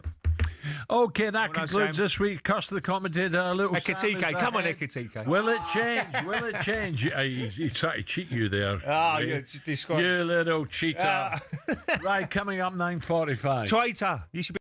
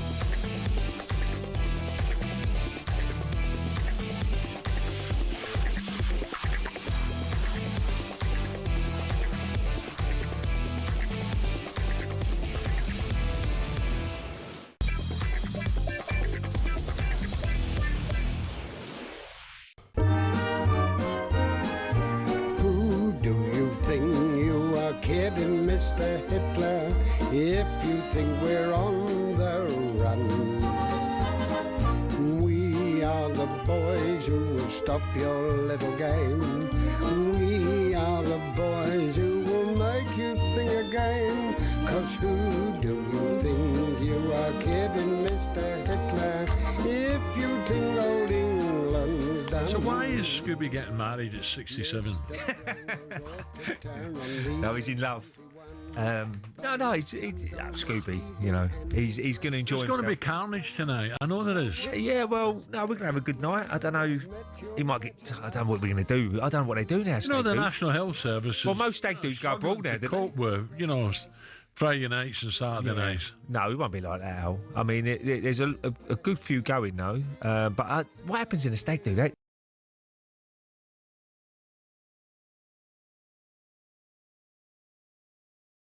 He'll be going. He's not going to Leeds? No, he ain't going Leeds. No. Well, you're talking about Wills.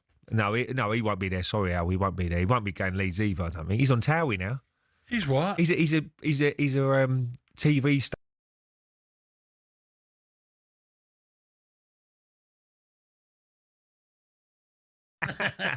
He's loving it. But no, there'll be a good crowd tonight, and Scooby's getting married on the 30th of November. So is he? A lot of people are going, who's he? Scooby. 30th of November. Yeah, so it'll be a good night, and I've got something on, that's why. The women, I think the women are all out on a Saturday.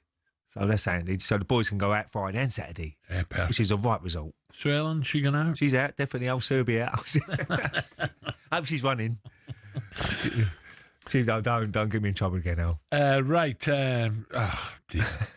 What do we know this Friday? Unai Emery has bemoaned Villa's penalty record, and it is shocking. After Bendia missed the fourth spot, he sort of leaned back a little bit as he blasted it over the goalkeeper's right hand. Who else has missed them? Post bar. Is it who's missed them? Watkins has missed a couple. 6 or something like that, which is ridiculous. Right, so I missed their fourth spot kick out of 5 in Europe during a 2-1 loss to Go Ahead Eagles, which is really poor. Well done to the Dutch side, but God, poor. Rashford hopes to stay at Barca when his loan agreement with Man United ends in the summer. He's every chance, hasn't he? Oh, absolutely, yeah. He's scored a couple of good goals in a week, didn't he, for Barcelona? He looks like he's enjoying his football.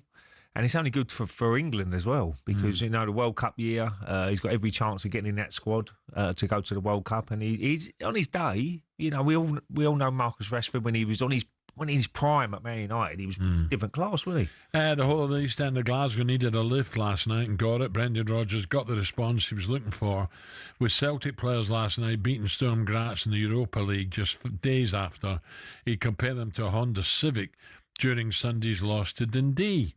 Here's Brandon speaking after the match. We weren't quite the Ferrari, but we're Range Rover Sport I'll go for tonight. So,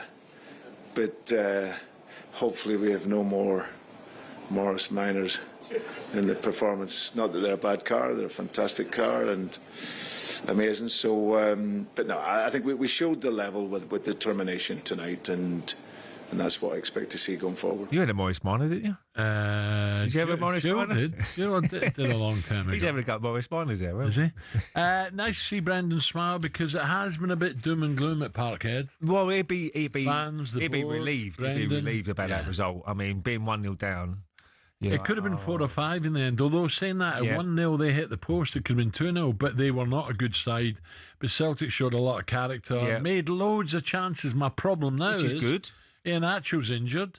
It's going to be the young boy up front against Hearts at the weekend. Injuries, isn't there? Yeah. Every single club seems to get so many injuries now. But look, this is a big game for the weekend. You know, it's a situation. Celtic will do well to win. Yeah, absolutely. Hearts are flying at the moment, and you know, as you said before, Rangers are struggling. Don't know how they're going to get Rangers back. Kilmarnock, isn't it? I think the weekend. Yeah, I don't so know. they're struggling. But Celtic, you know, they can beat Hearts somehow. You know, suddenly it's a 2-point gap, Al, and it's now what is the price of Celtic still winning the league? Are they still massive favourites? Yeah, big favourites. It will be. Yeah, Aberdeen done 5 points behind. last year, didn't they? Did a great start, but Hearts, you know, here we go again. Tony Bloom involved, Midas man. Yeah, well, he knows the players. His recruitment, as I said before, has been spot on at Brighton. Wherever he's been, he knows his stuff. He's got good people around him. I'm sure they're getting a bit of advice off the people from Brighton as well, and using their of course, you know, software to see where they're getting the information for players for, and how they keep bringing in real good quality Celtic players. could go to Tynecastle and win. There's no doubt about it, but. It's harder because of the injuries. Well, I think Brendan, that's why he's in an upbeat mood, because going into the Hearts game, if they'd lost that game in last night, then it would have been a lot harder to pick the players up. Yeah. So now there's a little bit more confidence, belief coming back from, especially coming from behind after being 1-0 down. You know, now there'll be a bit more belief going into the Hearts game, which they need. Yeah. We'll finish with these interesting quotes. Hopefully you've enjoyed it this week. After Forest 2-0 win against Porto last night, Morgan Gibbs-White, good player, sensationally claimed that he can feel like he can finally breathe after a difficult couple of months following Sean Dyche's first match in charge at Forest. Ray, do you think that's a dig at Ange or not? I think it's just the pressure he's talking about. Yeah. I mean, when you're losing football matches, Al, you don't want another one to be round the corner, really. I mean, the top sides, if you lose a game, you've got to bounce straight back. But if you're in that slump and you don't know where it's coming from, your next win, it can get very, very difficult. So I think he can now breathe because he's got that win, the first win for 8 games, whatever it is, which is a big relief for all the Nottingham Forest fans as well, as much as it is for the players. Then now there's a little bit, as I said before, confidence into the team. I think Sean Dyche will, praise his players after that performance last night. And now it's all about Bournemouth at the weekend. Can they beat Bournemouth? I can't see him losing against Bournemouth. So, as I said before, Bournemouth are a very good side. They're really, really top-class side. They're together, aren't they? Yeah, absolutely. And it just shows, again, recruitment has been excellent. They lost 3 of their big players at the back for big money as well, leaving the club. But they've seemed to get by and still do well. But I think Forest, with that win last night, will go up to Vitality Stadium and make it difficult, make it hard, and I think they'll come away with at least a point. Look, if they can get 3 points, it'd be a massive bonus. But Bournemouth, if they get in front, it'd be very difficult to peg back because their crowd, they get behind them, and sitting fourth in the league is an amazing achievement so far. And let's hope they can keep it going like Forest did last season. Don't forget that huge game between Leeds United and West Ham. It is live and exclusive on talkSPORT tonight from Ellen Road. Little Sam, Big Alex and Big Troy coming next. Jeff and Ali will be back from 6 a.m. on Monday morning, reacting to another huge weekend of action. And Ali, no doubt, will talk about Rangers and Celtic over the weekend up at the SPL. Hope you've enjoyed it. Have a great weekend. I'll speak to you next Wednesday morning at 6 o'clock. Have a great weekend. Good weekend, everyone. I was doing an interview with Arne Slot, and I'm holding a brawly over him. Boys have caned me, mate. The boys have killed me. But to be fair to Arne Slot, he said I'm the best brawly holder in Europe. Holy moly, guacamole. I mean, that's remarkable.